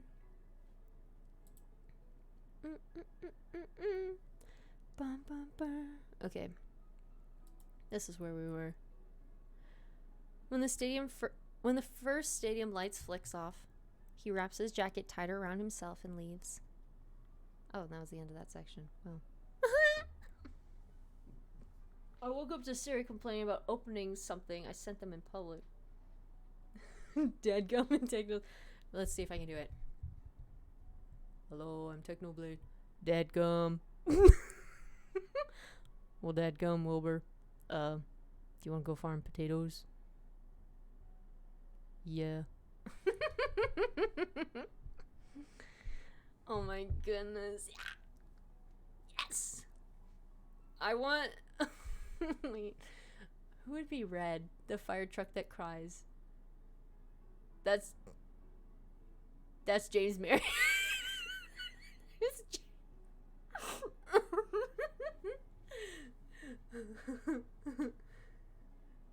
Oh my god. Okay.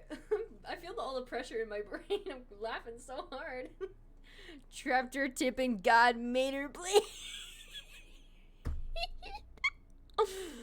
Yes. Oh, my Tommy poster is coming off. Hold on. Okay. Red is Rambu. Oh my god, yes. Is Rambu. Rambu is red. I love it. I love it. That's wonderful. Oh my goodness. Alright. Back into it. A week after Tommy's crash, he receives the all clear from Sam to get back on the tracks. His hearing has considerably improved in his right ear to the point where he can take the aid out and still make sense of what people say on that side. His left is a different story. Anything? Sam had asked, removing the noise-canceling plug from Tommy's right ear. Tommy hesitates, then shakes his head. Not really. It sounds all fuzzy and shit when you talk on that side, like it's really far away. Does it sound any different than when we tested it? Whoa. Does it sound any different than when we tested last week? Tommy pauses again, then shakes his head. It's disappointing, and he knows it. He can tell from the look on Sam's face that this isn't good news. Nonetheless, Sam pastes on a smile and pats Tommy's shoulder before handing back both his hearing aids.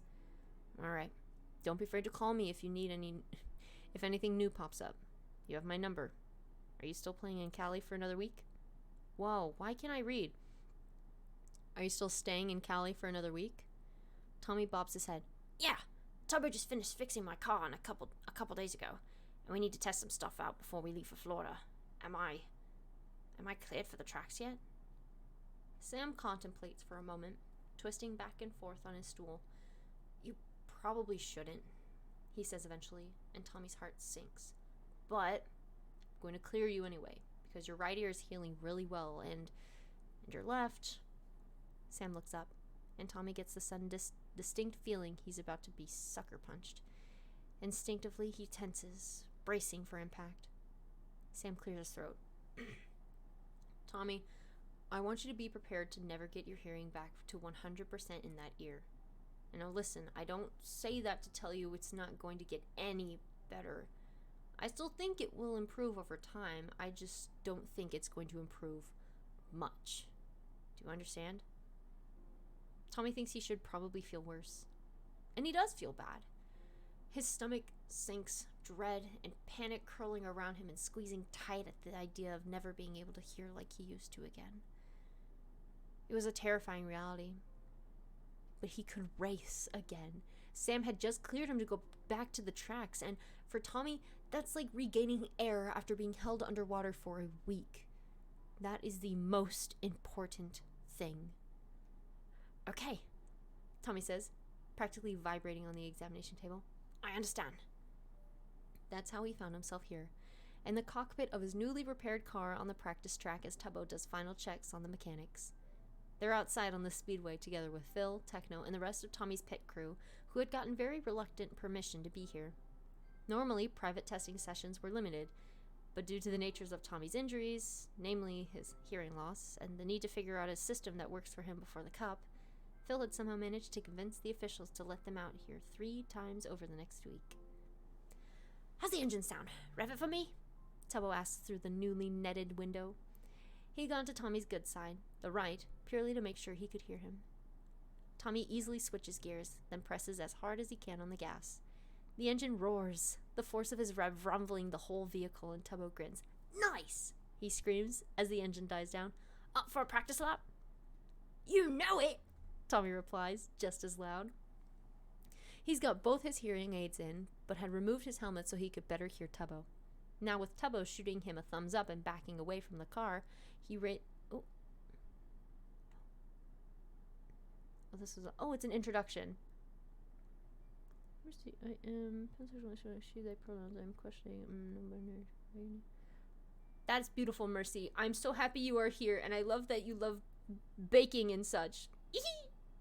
Welcome to the stream, mate. I'm dying. Oh, gotta protect the vocal cords. Drink water.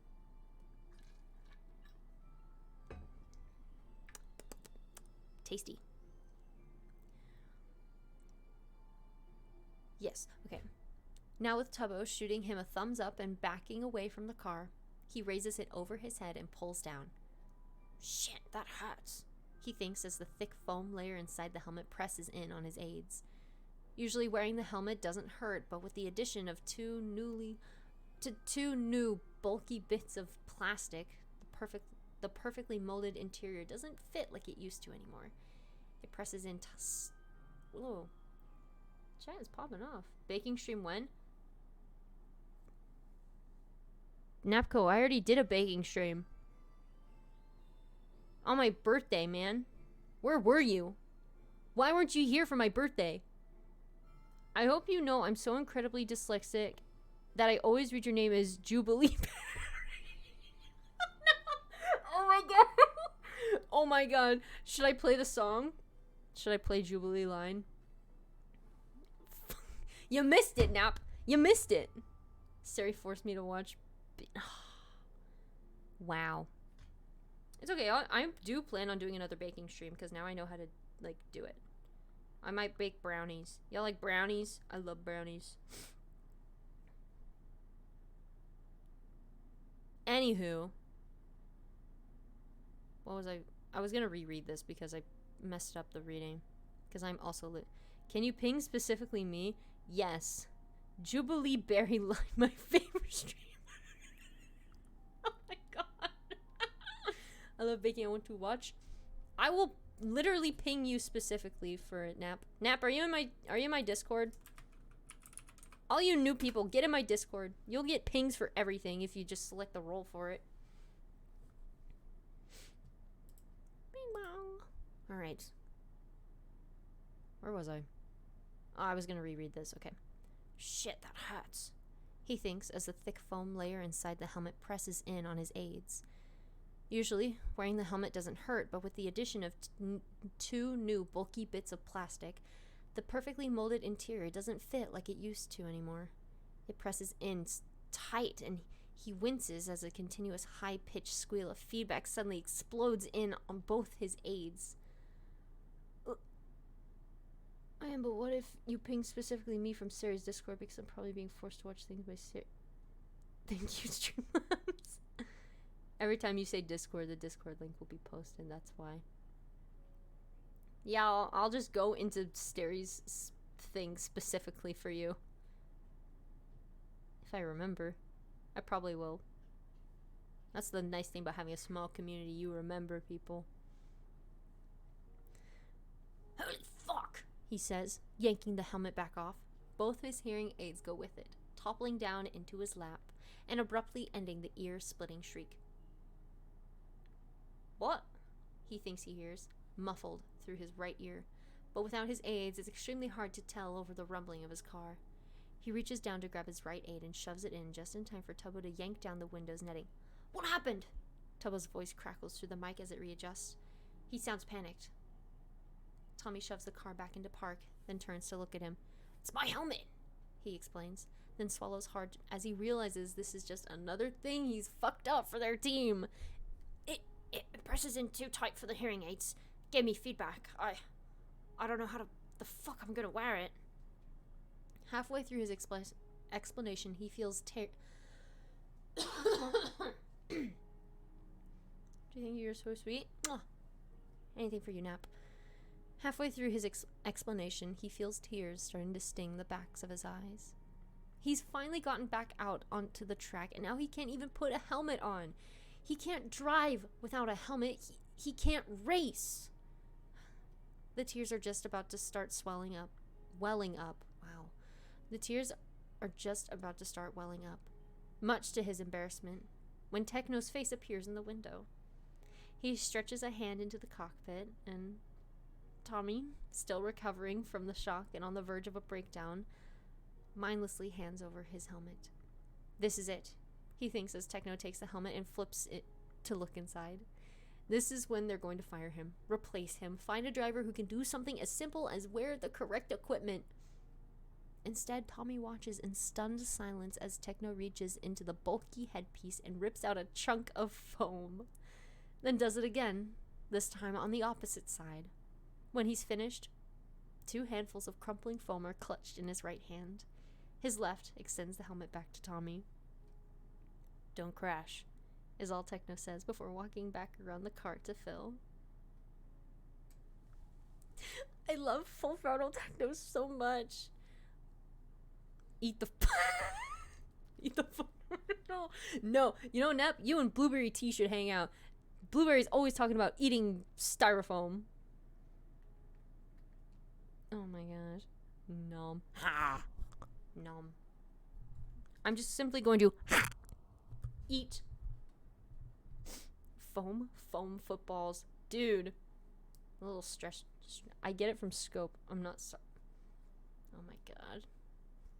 Why do y'all like to eat shit, man? Come on. I wonder if they make, like, edible foam stuff. I think that's called bread, guys. It's nice to... No. Why y'all... Oh my god.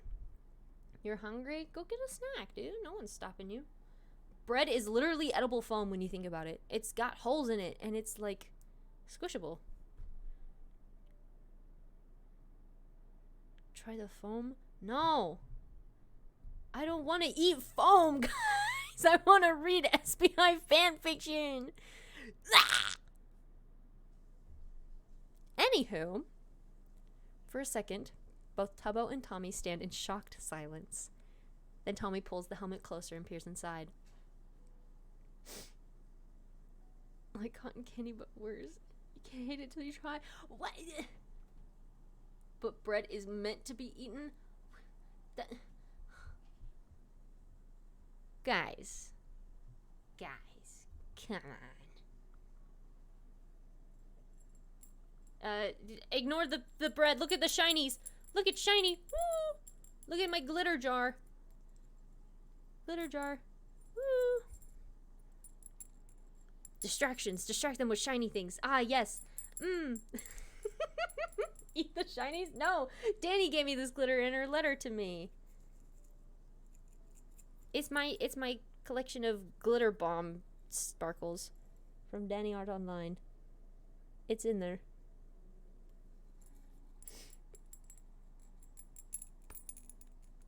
Can I get a fanfic of Danny and I meeting up? Oh my god, I wanna let's eat this. I've actually consumed glitter before. It is not good. But that's a story for another time. Are we like crows or something? Why are you enticing us with other... Oh my god.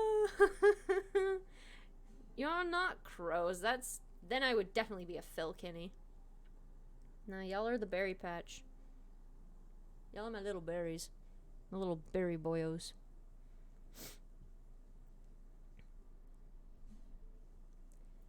I mean to Philza technically. Stop. I'm not a Philza Kinney. Don't do this to me. Very nice. You're very nice. Got him.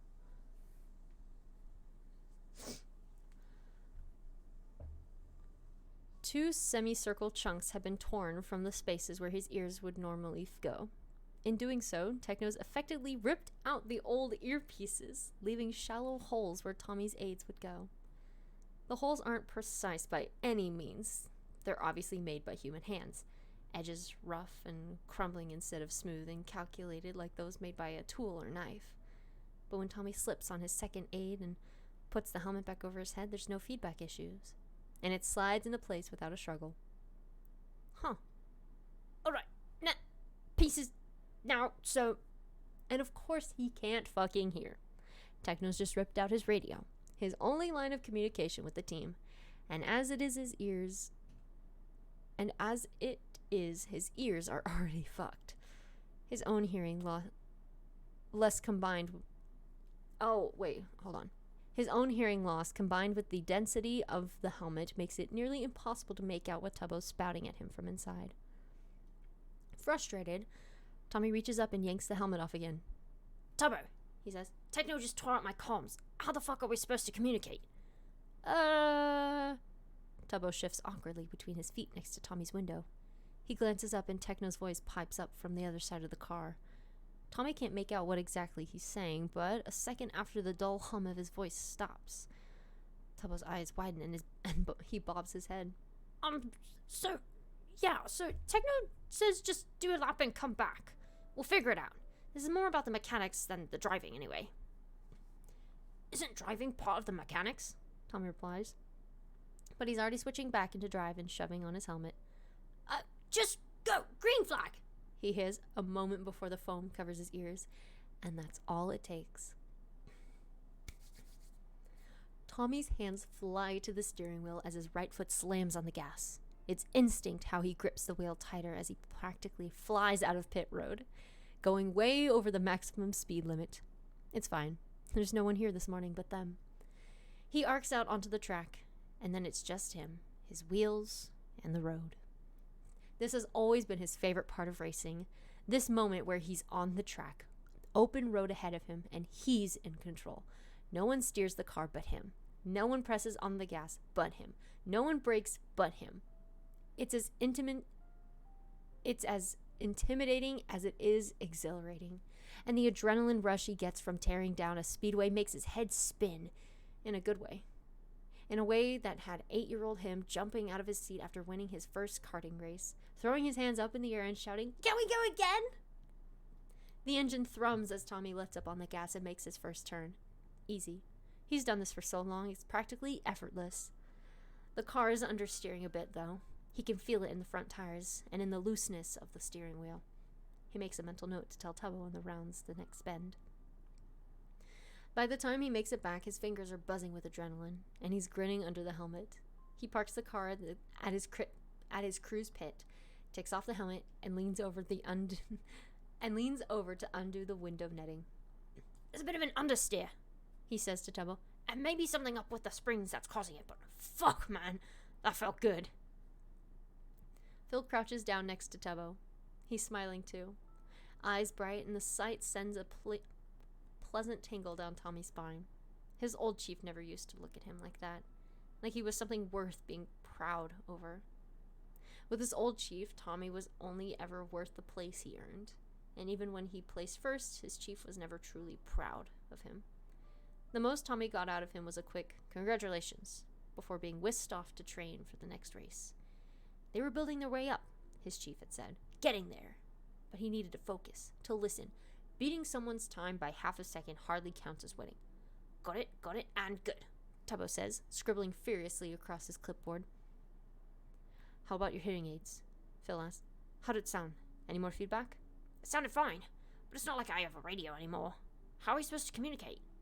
I have an idea for that, actually, Tubbo interrupts, looking up from the clipboard. He clicks his pen twice, and the grin that spreads across his face is the one that always makes Techno raise an eyebrow.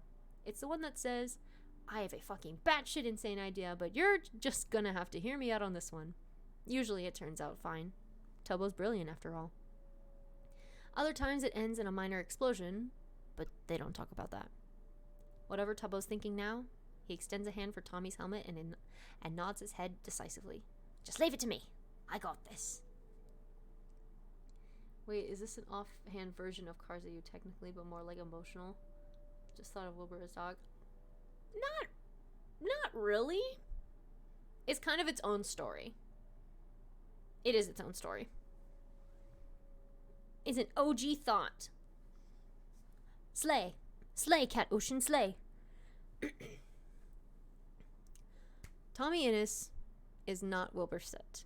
And as much as Wilbur Soot is his idol, one of his all-time favorite racers, and the one who proved to him that even the youngest, most inexperienced rookie on the track could succeed, Tommy is also extremely glad that he doesn't have to completely relearn how to race like Wilbur after his accident. Wilbur's crash happened halfway through his first and presumed final Cup Series. Coming up on turn 3 halfway through the race at Talladega Super Speedway. Is that right? Did I say that? I'm gonna say yes. I'm confident. As long as I sound confident, it's right, guys. Yes! I'm so smart, guys. He lost control of the turn and spun completely perpendicular to the track before going airborne. Something had been wrong with the wheel, with the tires, with the brakes. No one really knew what happened. All the world knew was 1 second Wilbur Soot was on the way to becoming the youngest Cup Series winner ever, and the next, his car had flipped, rolled, smashed into the barrier, spun out across the track into the grass, and pirouetted before finally coming to a jarring halt, face down. For weeks afterward, radio hosts called the silence that came after Wilbur's crash the death silence. Everyone in the crowd went quiet in the same instant, each thinking the same thing. He's dead. There was no way Wilbur Soot could have survived that wreck. Tommy remembered watching the scene occur live on his living room television set and the startled tears that had sprung to his eyes when the car finally stopped and Wilbur didn't get out. He'd covered his mouth with a hand, shrinking into his mother's side, and listened to the announcer sit in stunned silence. Well, announcer Ted Nivison had finally coughed, clearing his throat as if he'd just remembered he was live. That was certainly shocking. There's the ambulance now. We haven't seen any movement from inside the car, but it is pretty banged up, so holy smokes, that was hard to watch. Schlatt, his co-host, exhaled roughly. Yeah, they're gonna have a real tough time yanking him out of there, with the sides all caved in. The top held up all right, but that flattened front really isn't promising for Soot in the cockpit. It's like a fucking pancake. DSMP Pothead, thank you so much for the follow. No chuckling with that sandwich. That's what I'm saying. I would be surprised if he walks out of this one. Tacked on. Ted Nivison. I shook his hand. I shook Ted Nivison's hand. Ah! Soot, predictably, hadn't walked out of that one. The first responders pulled him out unconscious, and rather than load him into an ambulance, the EMTs loaded him into the emergency helicopter and sent him off to the nearest hospital in critical condition. He wasn't expected to survive. And then he did. 19 years old and the survivor of one of the worst single-driver wrecks in NASCAR history, Wilbur Soot shocked the world. Sure, he'd cracked 2 ribs, collapsed a lung, and lost 90% of his hearing from a head injury that kept him unconscious for 3 days after his wreck. But he was back. He was alive, and Tommy's heart had shattered when the news revealed he was quitting NASCAR for the foreseeable future. Ted told me women had no rights. That's so true. I was there. Dude. Crazy. A foreseeable future of 5 years, apparently. Because now, after 5 years of going MIA and recovery, he's coming back to the tracks. Tommy is not Wilbur Soot. He loses his hearing and does not immediately have to abandon his whole career. He can still drive. And if he can still drive, he can still race. At least that's what Tubbo says to him when he barges into their RV one night and slams that shiny crimson helmet into Tommy's chest. Put that on! I hit my mic. I'm so sorry. Julie was there. It was a crazy event. It was crazy. Put that on, he commands, plopping down on the opposite bed. There's a small black headset in his hands, and he jams it on. I need to test something. What is it? A helmet, obviously. Now go on. Tommy, fresh out of the shower and still slightly dripping, scowls. But he shuffles the helmet on his wet hair and freshly cleaned aids and waits for whatever Tubbo's planning to do next. Nice visor, he comments, tilting his head to the side. It's the same as it's always been, tinted black and raisable, and Tubbo's gaze flattens at the blatant sarcasm. I was going to show you something cool. It was just sighed dramatically. I was going to show you something cool, he says, sighing dramatically. Freshly cleaned aids is a phrase I never thought I'd hear. Well, yeah. It's like cleaning your AirPods, bro. Stuff's gonna get nasty with the earwax and all that.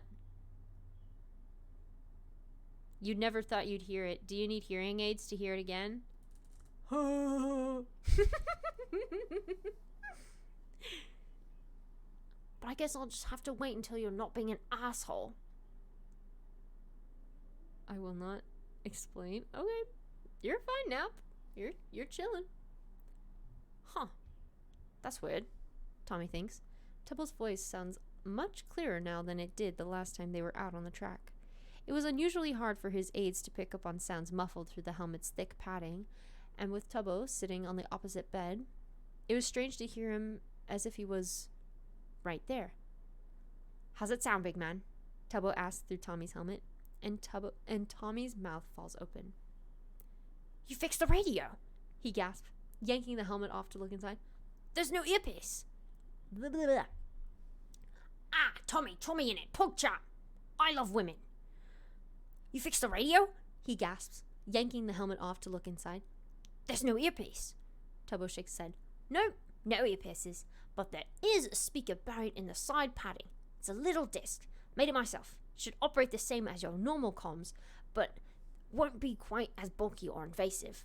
I have carved out space for your ears, so you won't get any feedback from pressing against the phone. Also, and this is the coolest part, Tubbo types something into his phone, then holds it up in front of him and presses play. Tommy can't see what he's playing, but he can hear enough to recognize that the sound playing is sharp and grating, some sort of metal against metal. Clementine? Tubbo says. What's the diagnosis? For a moment, nothing happens. Then a high-pitched feminine voice inside Tommy's helmet says, Sounds like a loose nut on the wheel. What the hell? Tommy mumbles, and Tubbo laughs. It's ridiculous, right? I made the microphones on the speaker sensitive to the tuning of the car, so if something changes audibly, you can ask and it'll let you know. You gave my car a fucking voice? I mean... Tubbo draws back a little, pulling off his headset and switching the flip to turn it off. I can take the programming off if you want me to. I just thought it'd be helpful for any sounds you can't quite pick up on through the helmet. Of course, I have access to all your stats in the pit, but, No, Tubbo, this is fucking sick! Tommy interrupts, eyes shining as he holds the helmet back up and spins it around. The red sparkles glitter in the hotel room's dim lighting. You gave Clementine a voice! Holy fuck! She should, actually be my girlfriend now. Tom, I don't think... Hey, Clementine, what was that last diagnosis again? Sounds like a loose nut on the wheel. Again? Sounds like a loose nut on the wheel. Tubbo rolls his eyes, and Tommy laughs until tears sting his eyes, and he has to bend over to the side of the bed, clutching his middle. Oh, God! He chokes out around leather. Tubbo, did you hear that? There's a loose nut on the wheel. Do you know what else is loose? These nuts! He erupts into a peal of laughter so loud it sends him toppling off the bed's edge to lay on the floor. When he looks up, Tubbo is shaking his head down at him. I'm pretty sure there's a loose nut in your brain, he says, disappointedly, yeah. Well, I did suffer a concussion. Oh, shut the hell up. These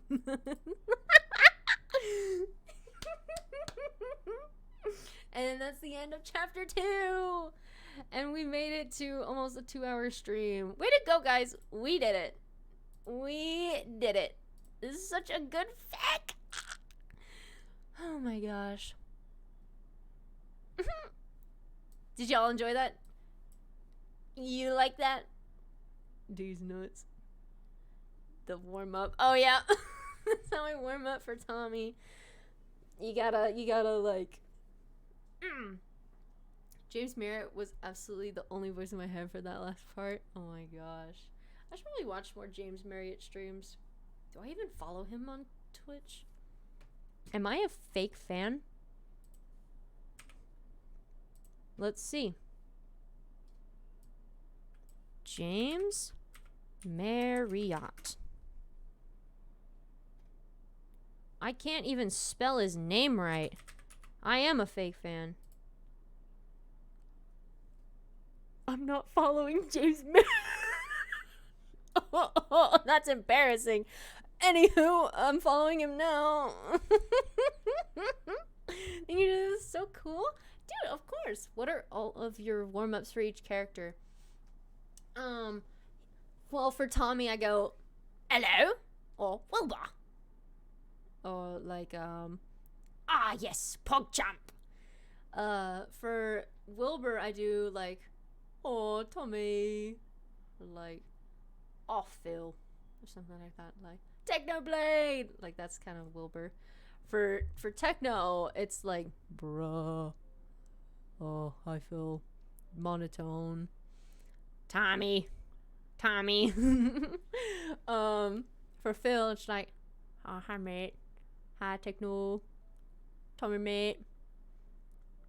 Or Wilbur. Oh, that's Tommy. Phil goes, Will. Oh man. Round of applause. Eee, thank you. This was super fun. I had fun reading this one. Bum, bum, bum, bum, bum. Let's stop listening to lore music and we'll play some chill vibes before I send y'all over to another person to watch.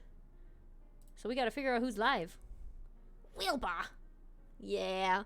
Guys, this has been so awesome. This is a great stream. I'm glad that you guys got to be here for this. I'm excited to read more for next week. Tommy Tuesday hopefully will be occurring because chapters 19 and 20 are out for the Golden Phoenix. So we will probably be watching and I'm super excited. Hype. I've read them already. They're so good. Oh my goodness. Okay, who's live? B is live. Is that why they aren't modding? Call them out. Yeah, we'll raid B. I don't even know what this is, but... Oh, face cam on. Slay.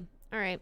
Can't wait for more Full Throttle. Neither can I. Hold on, wait. I have to show you all the banner that Danny made for it. Hold on. Everyone, shut up.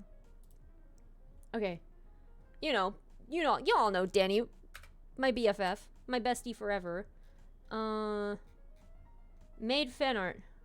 Hold on. Let me just. Where? Where is it? I'm going to cry. Is she really gonna make me scroll down? We all know what Danny's into now.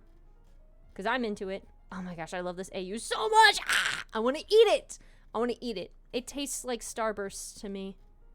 Oh, hey! Hey! I need to print that still and stick it on my wall. Do it.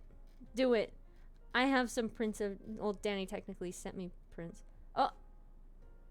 Lin-Manuel Miranda making a musical of Danny and Julie becoming platonic soulmates. Real, not fake. Real, not fake. Where the heck is this? Am I gonna have to... Cat, I'm going to your channel. Hold on. Where... Media? I don't...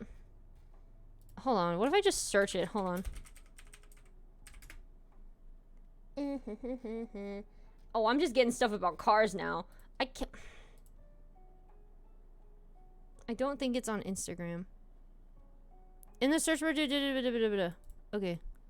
You are so wise.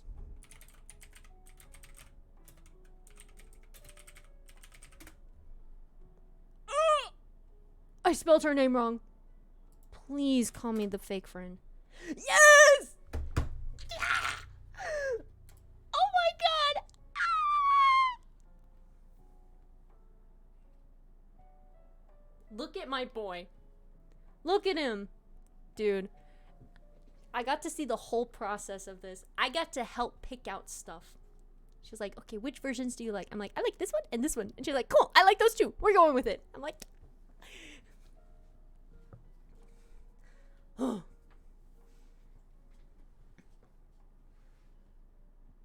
She's so talented.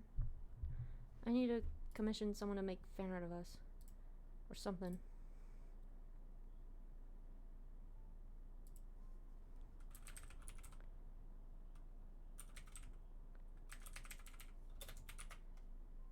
Tumblr reveal. Anyways. Guys. So cool. Tears of joy. Can confirm. Tears of joy. Always. So who ya raising today? Who am I raiding? We're gonna raid my mod B. Because they are live right now. And they're playing like a roleplay game. And I think those are cool.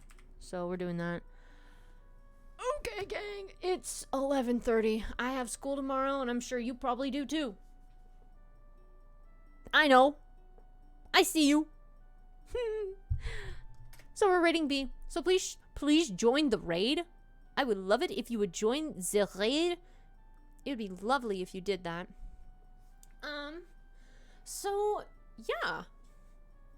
Thank you guys so much for hanging out with the reading stream. This was super fun. I'm glad you guys got to hang out.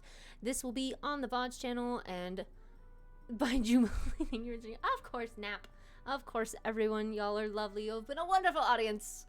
I'm excited to do.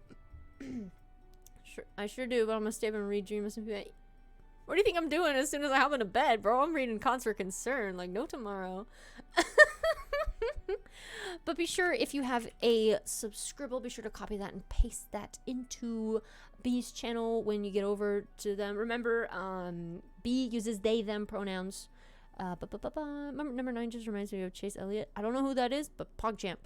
That it'll come in later of why he uses number 9. But we're getting close to the end time, so I'm gonna hit y'all with the outro. Be sure to follow me on all my socials. Subscribe to the YouTube. That's where all this stuff will go. Chat.